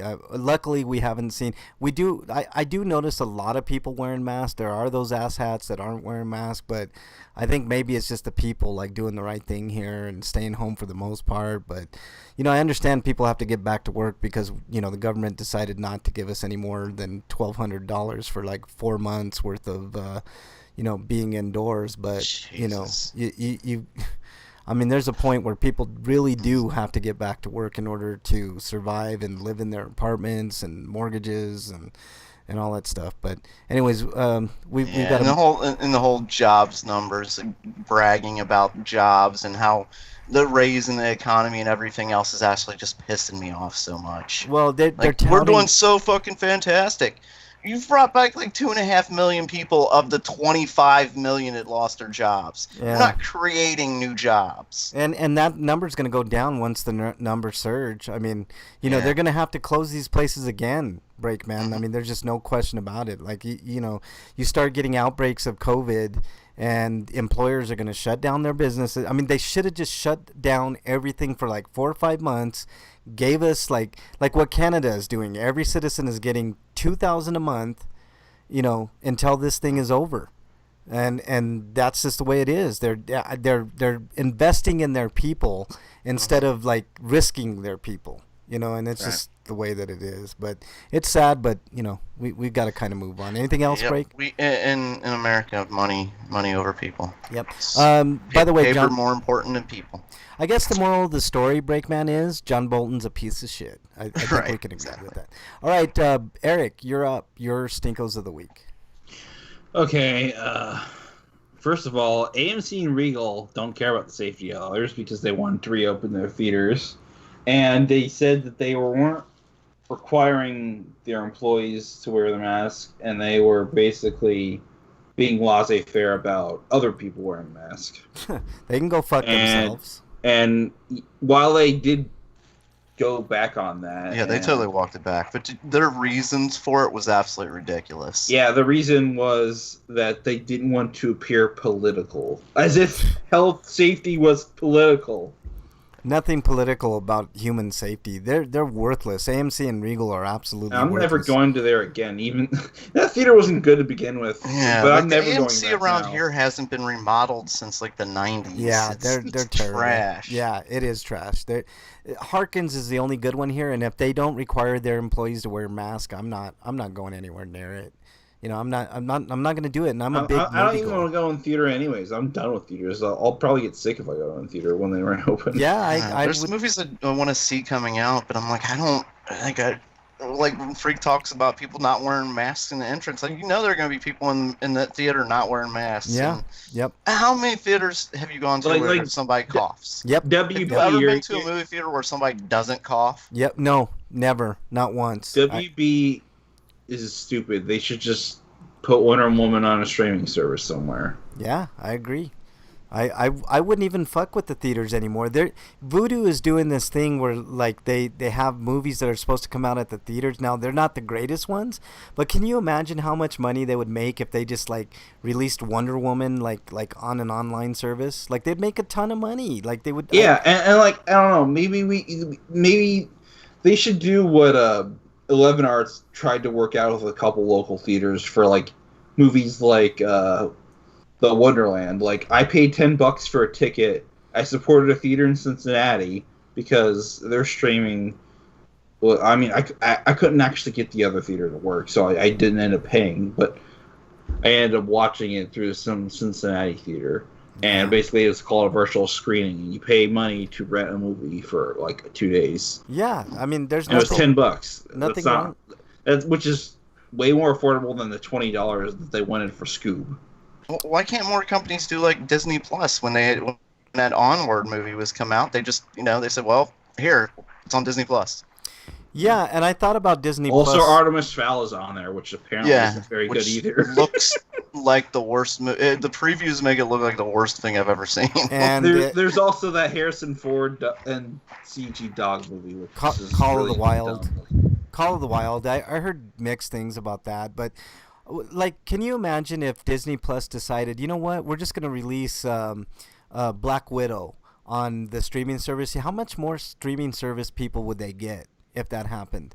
Even for a month. Well, the spike numbers are going to come up. They're going to probably be shown them, and they're probably going to be like, "Oh, forget it. We're just going to put it on Disney Plus now." I hope. Or they that's might what happens. postpone it again. They knocked it back, what, 6 months? Yep.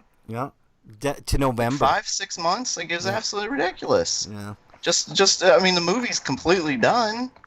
Yeah. Yeah, I mean, Why can't Disney, you need to cut your losses and just throw it on the streaming services because nobody's going to want to go back. Nobody in their right mind is going to want to go back to a theater anyways, even if they took safety precautions. Yeah. I don't. agree. That's the operative word is right mind. Yeah. Yeah. Words. I agree. Because, I mean, like we've been talking about, how many people not wearing masks in public, and just willfully not caring about others. Yeah. Yeah. How many incidents have you guys seen online of like people like yelling at people for wearing masks and shit? Yep. Absolutely. All right, Eric. What else you got, man? Warren Ellis has been accused of sexual misconduct, and so has Ansel Elgort, who was the main protagonist for Baby Driver. I like that movie, Baby Driver, but that's sad to hear, man. Like, So yeah, I'm wondering if it sticks, and it probably will. How this will affect Castlevania? I mean, because season 4 is already probably done. They just need to animate it now. But I wonder how the writing is going to suffer. you mean who would you get to pick up the slack of Warren Ellis? You're talking about? Yeah. Oh God, that's a tough sell, man. Because Warren Ellis is really good. I was thinking maybe Greg Wiseman. Maybe. Who could do it better than Warren Ellis, though, man? Like he's the one. You know, I mean, Anyways, here's the article that I'm gonna read a little bit of. Anyways, writer and editor Katie West, Killing Horizon. I don't know if anybody knows what that is. It's a comic, but has accused writer Warren Ellis of taking advantage of impressionable young women, including herself, along with many other women coming forward in support to share their own experiences. So it's not just her; it's a bunch of other people. Yeah, this is bad news, Eric. I think along the lines of Bill Cosby, one person comes out, you could maybe brush it off as, somebody trying to extort money from a celebrity. But when you have like 5, 10, 15, 20 people start to come forward, then you really, it's like Joe Biden, like people are saying that this Tara Reid is full of shit and blah, blah, blah. But when 8 people come forward and they say that, he was inappropriate with them, you start to think, you're like, I don't know about this. So their eyes. I'm sick of people not believing their eyes. Right. Like, how many times have we seen? What's that? You went on mute, Break. I think you went on mute. Breakman. Stupid Skype, I hate you. There you go. You're back. Can you hear me? Yeah, we can hear I you. don't know why Sorry, it's Kevin Bacon. It must be, yeah. I'm sorry, Kevin Bacon. I must have forgot to pray to you last night. I can't. I don't have excuses. I'm so sorry. Yeah. Okay. I'll pray to you right now, dear Kevin Bacon, Holy Father. I beg for your forgiveness. Did you say Kevin Naked? I think that's what you said, man. I think you said Kevin Naked. If that makes him happy. Are you going to watch Stir of Echoes tonight? Maybe Hollow Man? I want to see that new movie with him in it. Actually, that looks interesting. It does look good. I forget what it's called, but it does look good. Yeah. Anyways, continue on. What was I talking about? Oh, it wasn't me. Never mind. Yeah. Eric, continue on, man. So yeah, Elgort's also being accused of doing the same thing to like a 17-year-old. Yeah. In 2014. So this is a while ago, but still. Yeah. You don't hear about these things till years later. Yeah. You Should Have Left is the name of that movie. Also a home premiere. That was supposed to come out at the theaters, Breakman, but which movie? You Should Have Left with Kevin Bacon. Yeah. So there you go. Yeah, those are both horrible. Eric, anything else on that? Just now, I'm thinking Baby Driver now has 2 sexual predators starring in the movie. I know that's well. Like Kevin Spacey and then him. Yeah, you gotta like let the facts come out, Eric. But I'm siding with women every single time, and if I'm wrong about a certain case, then I'm wrong. But I'd rather be wrong than not be on the right side of history. So, I believe the women until proven otherwise. Okay. Speaking of women, Breakman, maybe you can answer me this question: Why did it take so long for the police department to fire Breonna Taylor's murderer? They just. Do you want a real answer from me or what? Yeah. So yeah. I've got none. Okay. Because I'm thinking about this, right? In any other profession, let's say you're working, Breakman, and you decide to take a gun and shoot somebody, right? Now, not only is that illegal, but let's say for some reason you kind of get away with it, but everybody knows it was illegal, and your employer found out. What do you think your employer would do? Give me a promotion? Yeah, no. We're talking about cops, right? Right. Yeah. Well, get a promotion. Yeah, exactly. Most likely, anybody else's employer would just Right. Anybody else would be in deep shit, but cops get promoted. Cops, yep. But in this case, they probably have a sticker chart too. I don't think they officially fired this asshole yet. I think it's under review. But why isn't this guy in jail? Like, honestly, why aren't every single one of those officers that broke into this poor woman's house and not only murdered Breonna Taylor, but arrested her husband/boyfriend? I get mixed. I don't know if it was her husband or boyfriend. Doesn't matter.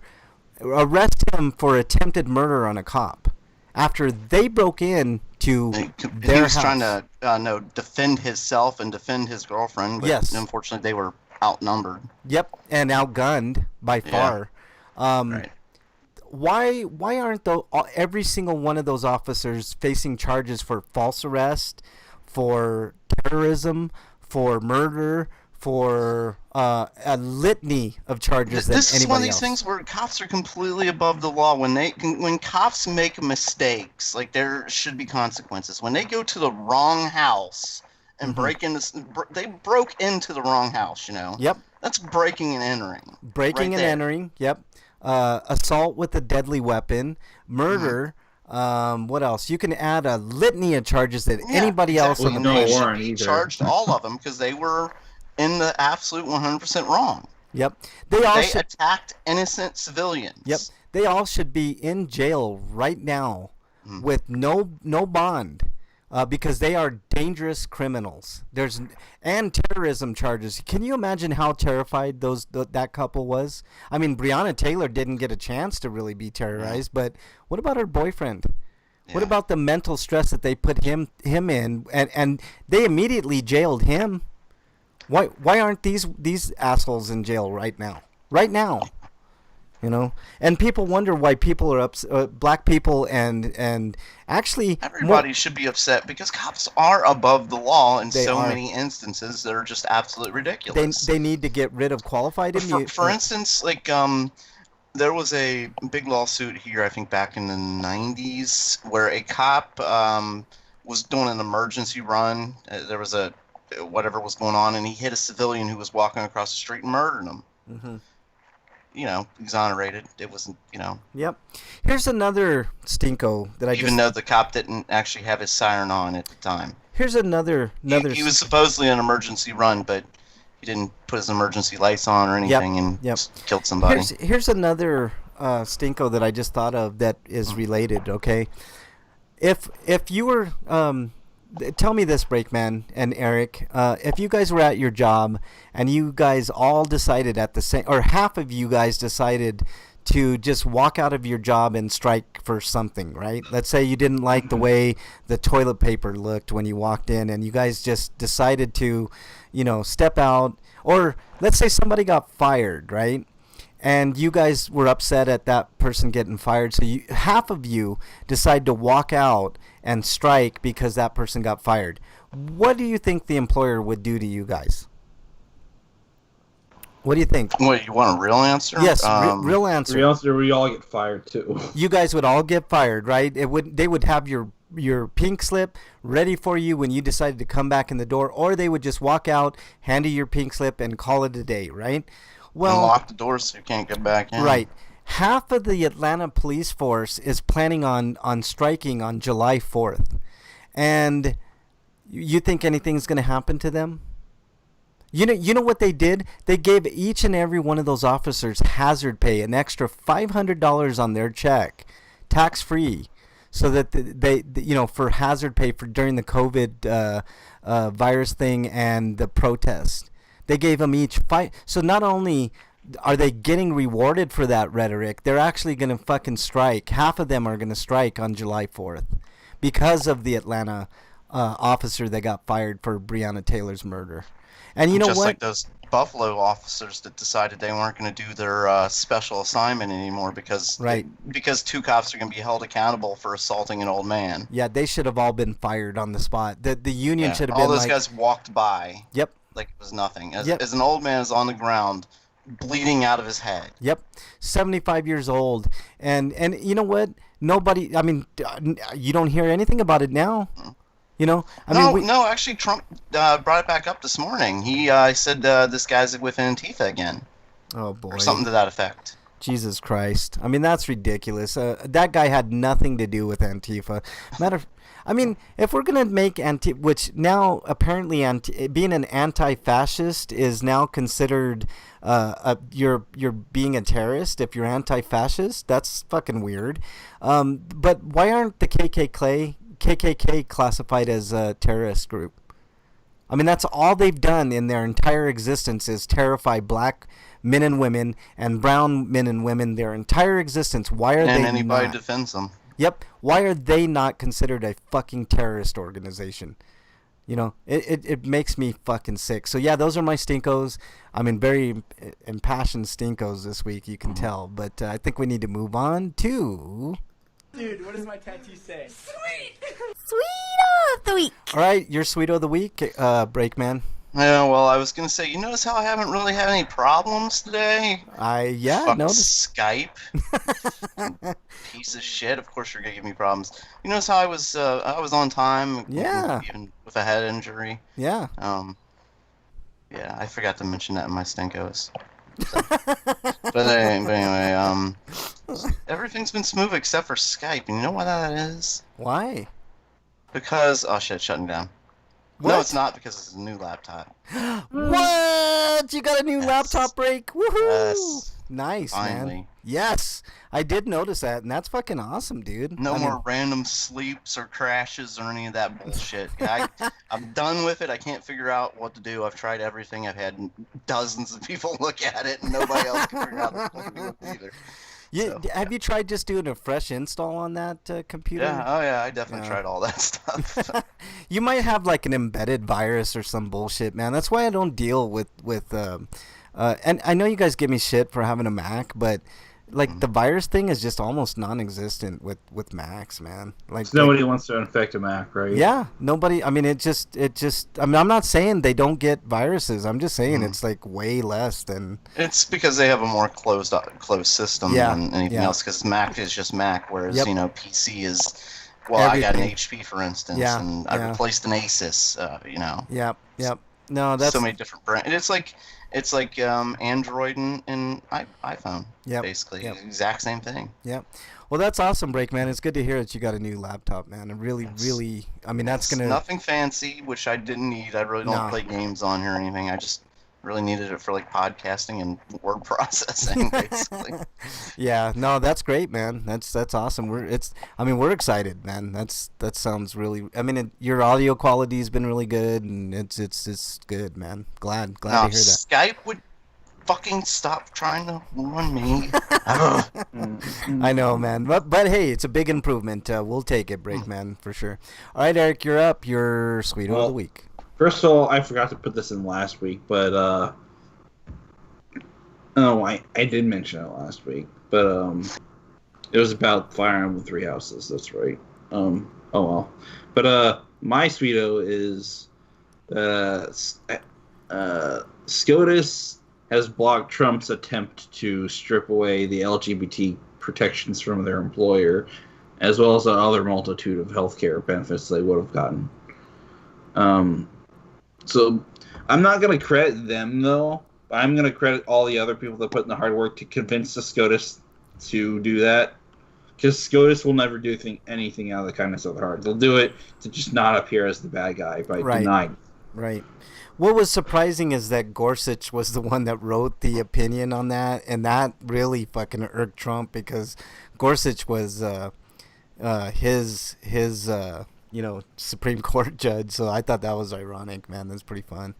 The other thing I don't know if you're going to mention this, Eric, but DACA recipients got protection from the Supreme Court as well. So, I mean, that's a shocking one. That is. It's not shocking, Breakman, because 80%. It is to me from them guys. Yeah, but you know why? You know why, Breakman? Because 80% of the country. I'm now. How is there anything that 80% of the country is in favor of in this country, Breakman? 80%, including Democrats and Republicans, believe that the DACA recipients should have some form of citizenship. 80%. So it wasn't, it wasn't like rocket science. Like that's the way that the SCOTUS had to go on that decision. It's kind of how gay marriage happened. Like enough states were like, yep. This is stupid. Just make it a federal mandate. Right, and it's like marijuana is the next big one. Like I'm pretty sure within the next 4 years we'll see a nationwide marijuana mandate where it's just gonna be like buying liquor. It's like, I think it depends on who the next president is. I don't. I think Trump even. I think Trump would cave before Biden would actually. Yeah, I agree. I actually agree with that. But I think Biden's going to have to cave because I think it's around 75-80% people think that it should be legal anyway. So, I mean, you can't get that many people to agree on anything. So, all right, anything else, Eric? No, that's it. All right, my Sweeto involves Rampgate. I don't know if you guys saw this video of like Trump. Now, okay. I didn't. I had no idea what this is. Okay. It's no big deal in my view, right? Of all the things that Trump has done or said or anything, like people were saying like this is like the worst thing ever. He's, definitely in physical decline, but he was going down like a set of steps, right? And it wasn't a huge incline, but it did appear that he was having trouble like getting down them because it was not, but in fairness to him, there was no real rail to hold on to. And I don't know if you guys ever been to the theater. Like, I always have to hold on to the rail because it's kind of dark and, it's like whatever.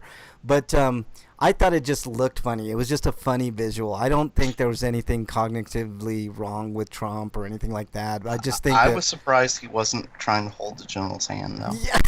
Maybe he did and we couldn't see it, though.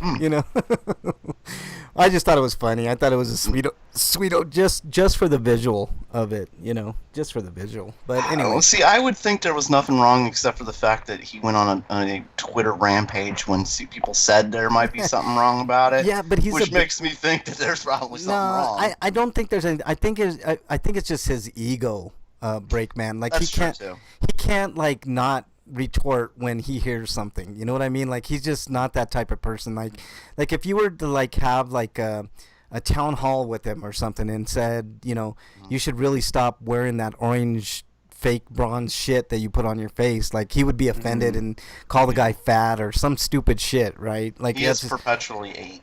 Right. So but I just thought it was a funny visual and it just made me laugh. It made me chuckle. I had one more Sweeto that I wanted to mention, I guess, okay, because I wanted to just give a small report to how far I've gotten in Fairy Tail. I'm on episode like 195 maybe, I think. Okay. Cool. So out of 328. All right, so you're about halfway there, man. Commander Roots in chat, welcome. to chat. I saw you earlier, but thought I'd mention you now. All right, let's move on to a couple of interesting free-for-alls. It's a free-for-all! Little baby!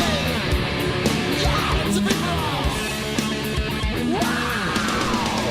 Suck it! All right, since we're on the this is going to be kind of the final, for a while anyways, definitive talk on the Confederacy. And then also we got some fun at the end, so I don't want it to be all about the Confederacy, but I want people to be very clear because I got a little bit of shit on Twitter from Democrats and Republicans alike about the Confederacy, how it's in their view it's mostly about culture and blah blah blah, right?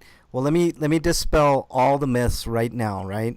The Confederacy were fucking traitors. There's no debate. There's nothing to defend the Confederacy on. There's if you want your legacy and your culture to be about being a traitor to this country, then fine, you can have that argument. But you have to own up to the fact that the Confederacy declared war on the United States of America, right? The stars. How many statues of Benedict Arnold do we have? Zero. None. Because he was a fucking traitor, right? Because he was a traitor, exactly. Right. And all this defending of all these statues and all, like the naming of all these like Camp Bragg and Fort Hood and I can't remember the Benning and all these other fucking traitorous fucking pieces of shit that were traitors against the United States. I don't want to fucking hear a fucking thing about it. And you want to talk about legacy? The legacy is the Confederacy is a fucking traitorous word and should never be uttered by anybody. It should be relegated to the dustbin of history. The same thing with all the statues. And the people, and speaking of history, the people who want to say, well, you're tearing down history, like if we get rid of history, we're doing repeat it. We have fucking books. Right. And we have it all documented. We right. don't need fucking statues. That's bullshit. That's a weak-ass argument. Right. Go on, Frank. So I'm sorry. Right. We can just definitively say the Confederacy is about being a traitor. That's the legacy of the Confederacy. So all this talk about the Confederate flag and, you know, the people and the culture and all the legacy, your legacy is based on lies and traitors. That's all your legacy is based on. And Confederates killed Americans. Yes.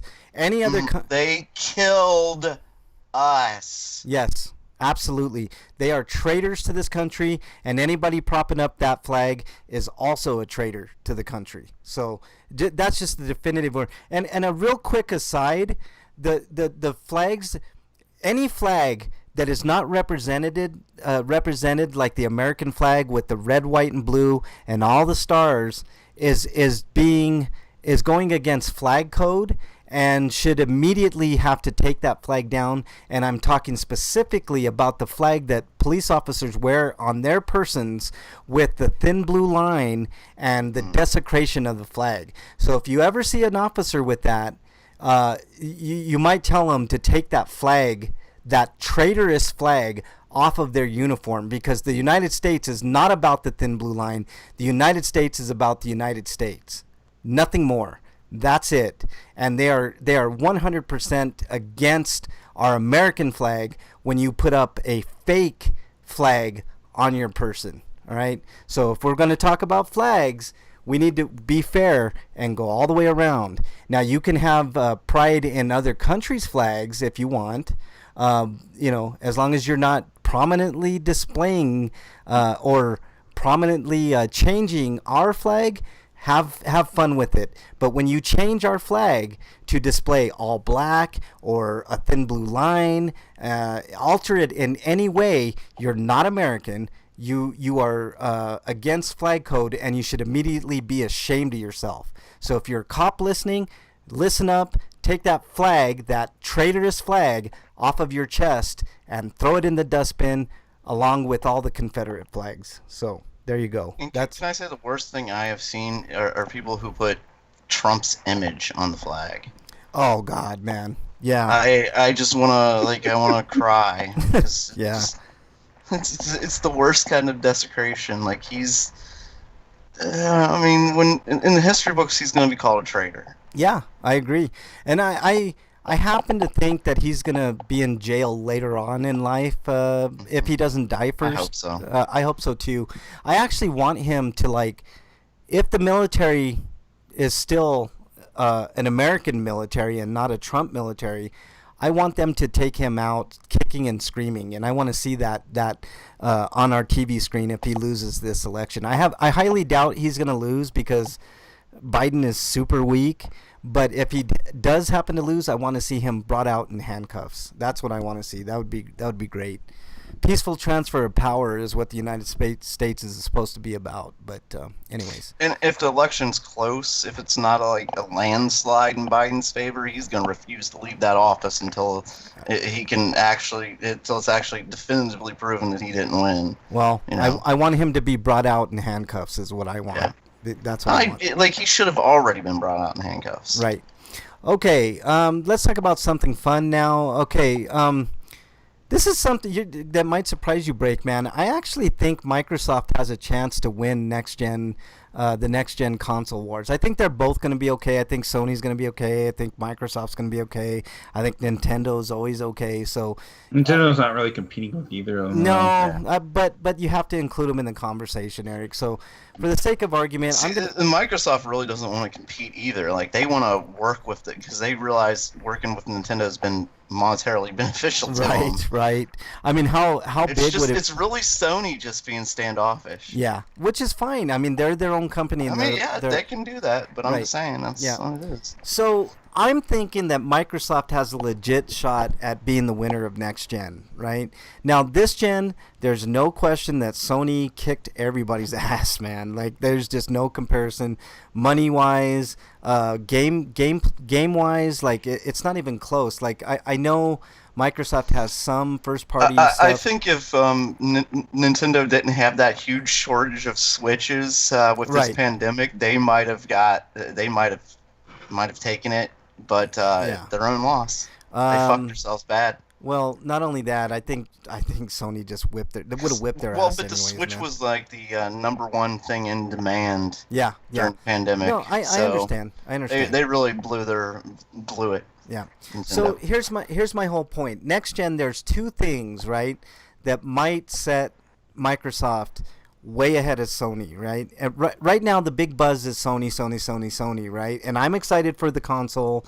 I know it's going to be a tank. It's going to be huge, the biggest console we've ever seen, which doesn't bode well. That's one thing going against. It's bigger than the original Xbox is. Yep. I think people are blowing this so way out of proportion. Who cares? No, I do. Why does the size matter that much? It matters, Breakman, because I guess if you have like a small entertainment stand, I can understand that. But other than that, what's wrong with the way it looks? Breakman, think about it, right? I have nowhere to put the Xbox Series X. Hold on. Most people have both consoles, right? Let's be honest. Gamers have both consoles, right? Most gamers, I'm saying the majority, probably like 60, 70. 60-70%. Bullying me now. No, hold on. You big meanie. Shut up. Hold on. I'm gonna go solve someone. Okay, no, hold on. Most gamers, hear me out, Breakman. All right, most gamers have both systems or all three systems if you're a true gamer, and computers and other stuff in their entertainment center, right? I'm looking at my room right now. I've got a PlayStation 4. I've got my Mac Mini. I've got my Xbox, right? My Xbox One. Yeah. I've got the Xbox, and then I should probably put my 360 away since I don't ever use it. Okay, hold on. Kind of embarrassed that I still have a Wii. Okay. Here's the deal. That system, the PlayStation, is too tall for my entertainment center to go vertically, right? Which is what I really want to do with it. I want to put it vertically, but I can't. I just don't have the room. I get that. That's what I said before. Like, is that if you don't have room, I get that. Other than that, like the people who are just criticizing it for appearance. No, the appearance is fine. I like the way it looks. I mean, there were some memes going around. I never got the appeal of vertical consoles. Because you can. It's a space saver. But the thing is, it can't be too tall. It's like a tower computer, right? A tower computer fits really nice on your desk. Mm-hmm. Saves a bunch of room. It's the same idea with the PlayStation. but I'm going to have to put it vertically. But therein, I still don't have room for it. So I'm going to have to get rid of one of my systems, and I don't want to, because I have a lot of digital games already downloaded to my PlayStation 4, and that's just the way it is. Like, I do a lot of digital gaming. Now, I know I could probably download all those games onto the PlayStation 5 and yada, yada, yada, but then I'm taking up space that could be used for PlayStation 5 games. So it's a quandary. So there's that, right? And I know it's kind of a small portion. I'm not in the majority on that way of thinking, but it is something to think about. I'm still going to get it. I'll have to rearrange. I'll figure something out, right? Okay, and I know you can put it horizontally. That's not the problem. I know you can do that. All right, now, the other thing is Microsoft is doing something very ingenious, right? They are doing smart delivery of games, meaning if you buy a game on their current gen, like Xbox One, you can get an upgraded version to their next console, free of charge. Perfect. That right there is the single thing that is going to set that system. Unless Sony decides to do the same thing, Microsoft far and away is going to be the better system to own, because not only, and here's the other final thing I'm going to say that sets it apart. The only thing the PS5 will be good for at that point is their exclusives. Right, which is fine because they have plenty of good exclusives, and I'm still going to enjoy those. But Microsoft, the final nail in the coffin might be their edge in power. I know people are touting the PlayStation as like easy to work with, and even though it's got lesser specs, it's easier to work with and better in a lot of ways and all that. But power is power, man. If you have a wrestler that's like 7 foot tall and they're going up against an average wrestler, I mean, go with the guy that's 7 foot tall almost all the time because they have more power. I'm not saying it's going to happen that way. Maybe the PlayStation's going to blow everything away, but I honestly think in the long run, Microsoft is going to be the system to look at.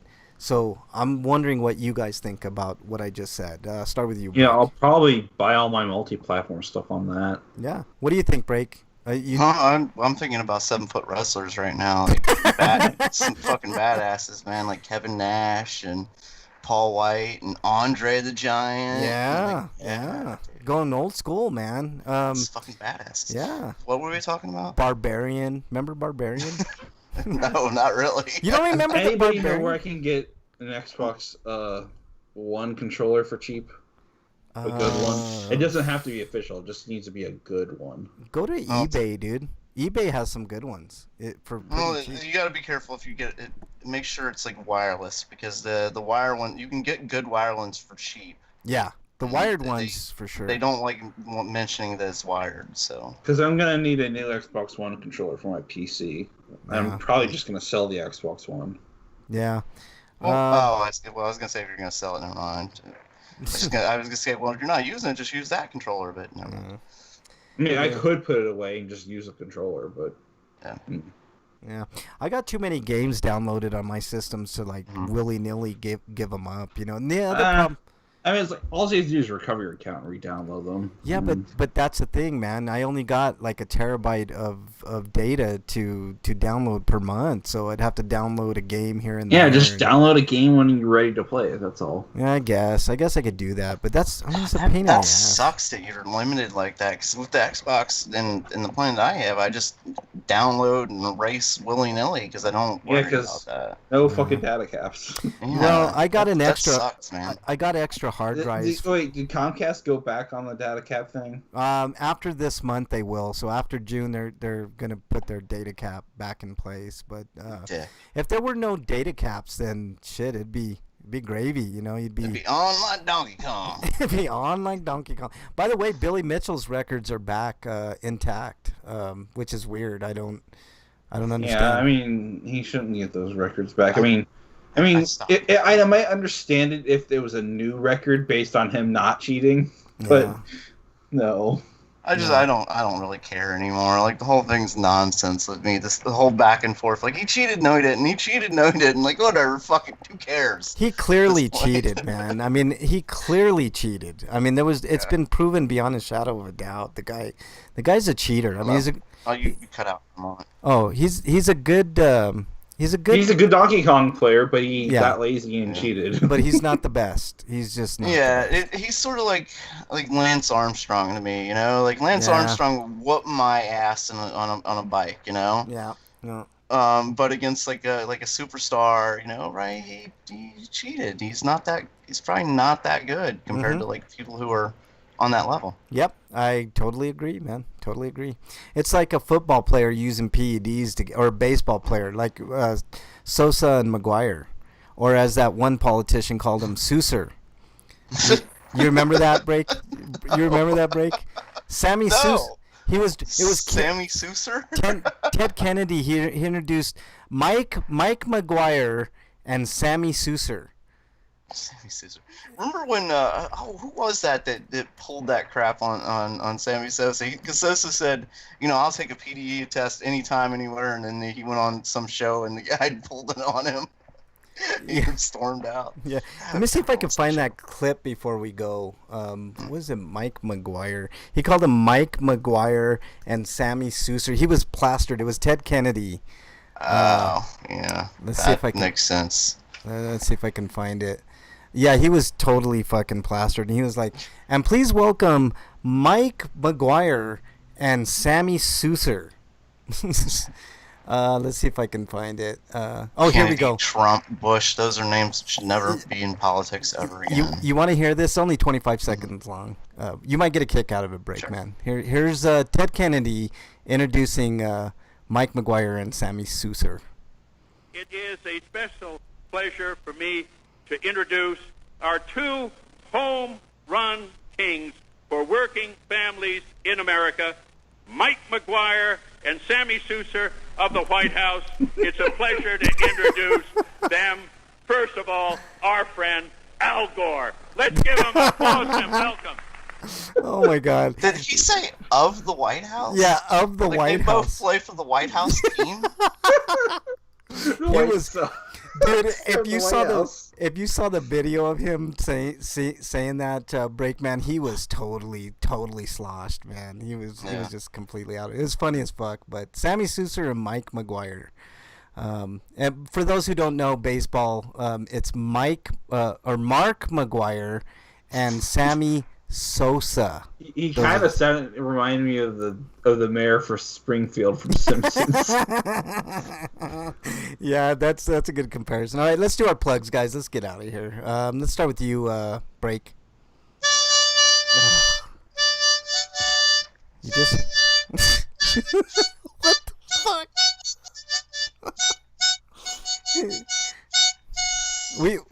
You couldn't do it, right? You couldn't get through a whole show without any harmonica, right? Can I at least get the cowbell? Thank you.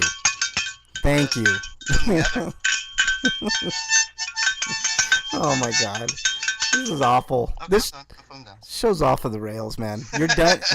You're done with your plugs? No. Yes. You can follow me at RP Grinders on Twitter, where you can ask me a fucking question. Sorry. Get emotional there. You can ask Dear Breakman a question, or you can message me on Twitter at was it break_man? Yeah, that. Either or will work. Right. Something like that. What about you, Eric? You son of a bitch. I'm giving Eric some theme music. I'm gonna plug my review of Kunai. That's on totallygn.com, and I write reviews for other places like BostonBashBrigade.com. And if you like what I've written and you want to support me, sending me as little as $1 a month to my Patreon would help out. And you can go to my Patreon through my Twitter @EricRPG account. At Eric RPG. Make sure and throw a few bucks his way. He does really good written reviews for sure. Anything else, Eric? I'm getting hungry. I want to get out of here. Yep. You can follow me on Twitter at Frank Branches. You can follow me on any of the systems, RP Grinders, usually with the capital RPG. I don't know which systems that matters, but anyways, there you go. Let's see. Everybody that was in chat, our good friend Freak5, Chaos was in chat. Another TV viewer was in chat. Commander Root was in chat. So thank you so much. Just a reminder, in exactly 1 month, we're going to have our big 600th episode edition of RP Grinders, and I will be giving away one free game to your system of choice. So it could be next gen, could be this gen, doesn't matter. It could be PC, no favorites. And also for the archive listeners, if you're not able to join us live, which for that one you will have to join us live Friday 7 Eastern on the 17th of July.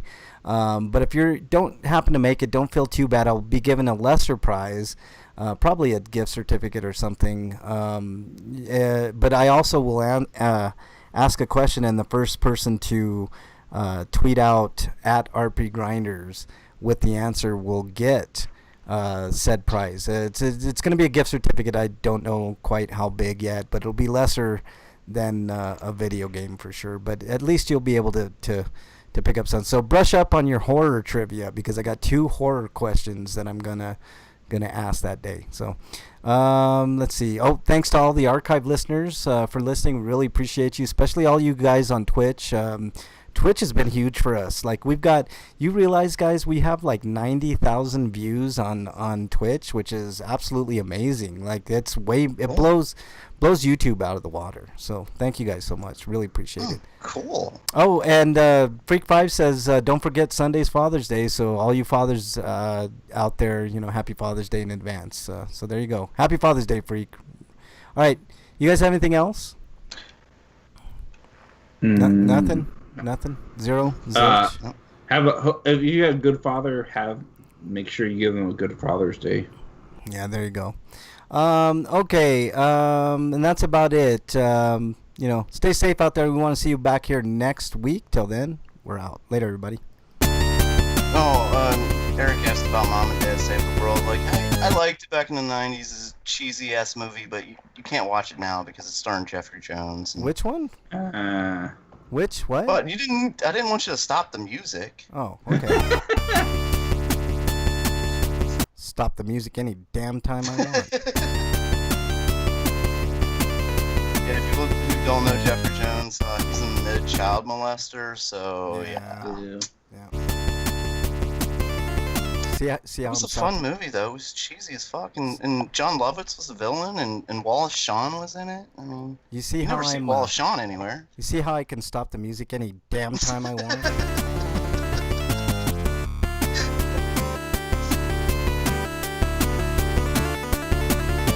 Stop the music, but do this. Oh, Jesus Christ.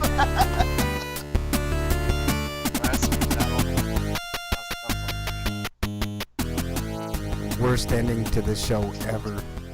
The worst. All right, thanks a lot, Freak, and everybody in chat. Really appreciate it. You guys rock as always. Thanks, Freak. Really appreciate it, man. Really appreciate it. I want to say one thing before we go, but retro collection market needs to die because $610 for Pocky and Rocky is ridiculous. That is ridiculous. I have no idea what you said. How but much? $610. Are you? Oh my god! What's wrong with people? I don't know, man. That's really weird. You should see how much Transfer Dragon Saga goes for. I guess how much it is. Oh Jesus Christ! Well, and this is 600. I'm gonna guess 550. Yeah. No, it's more like 2000s. Oh Jesus God! Damn it! Christ. I'm in the wrong business, man. Saturn Game 4 disc. That means it's about $550 per disc. Yeah. Jesus. All right, guys. Thanks a lot.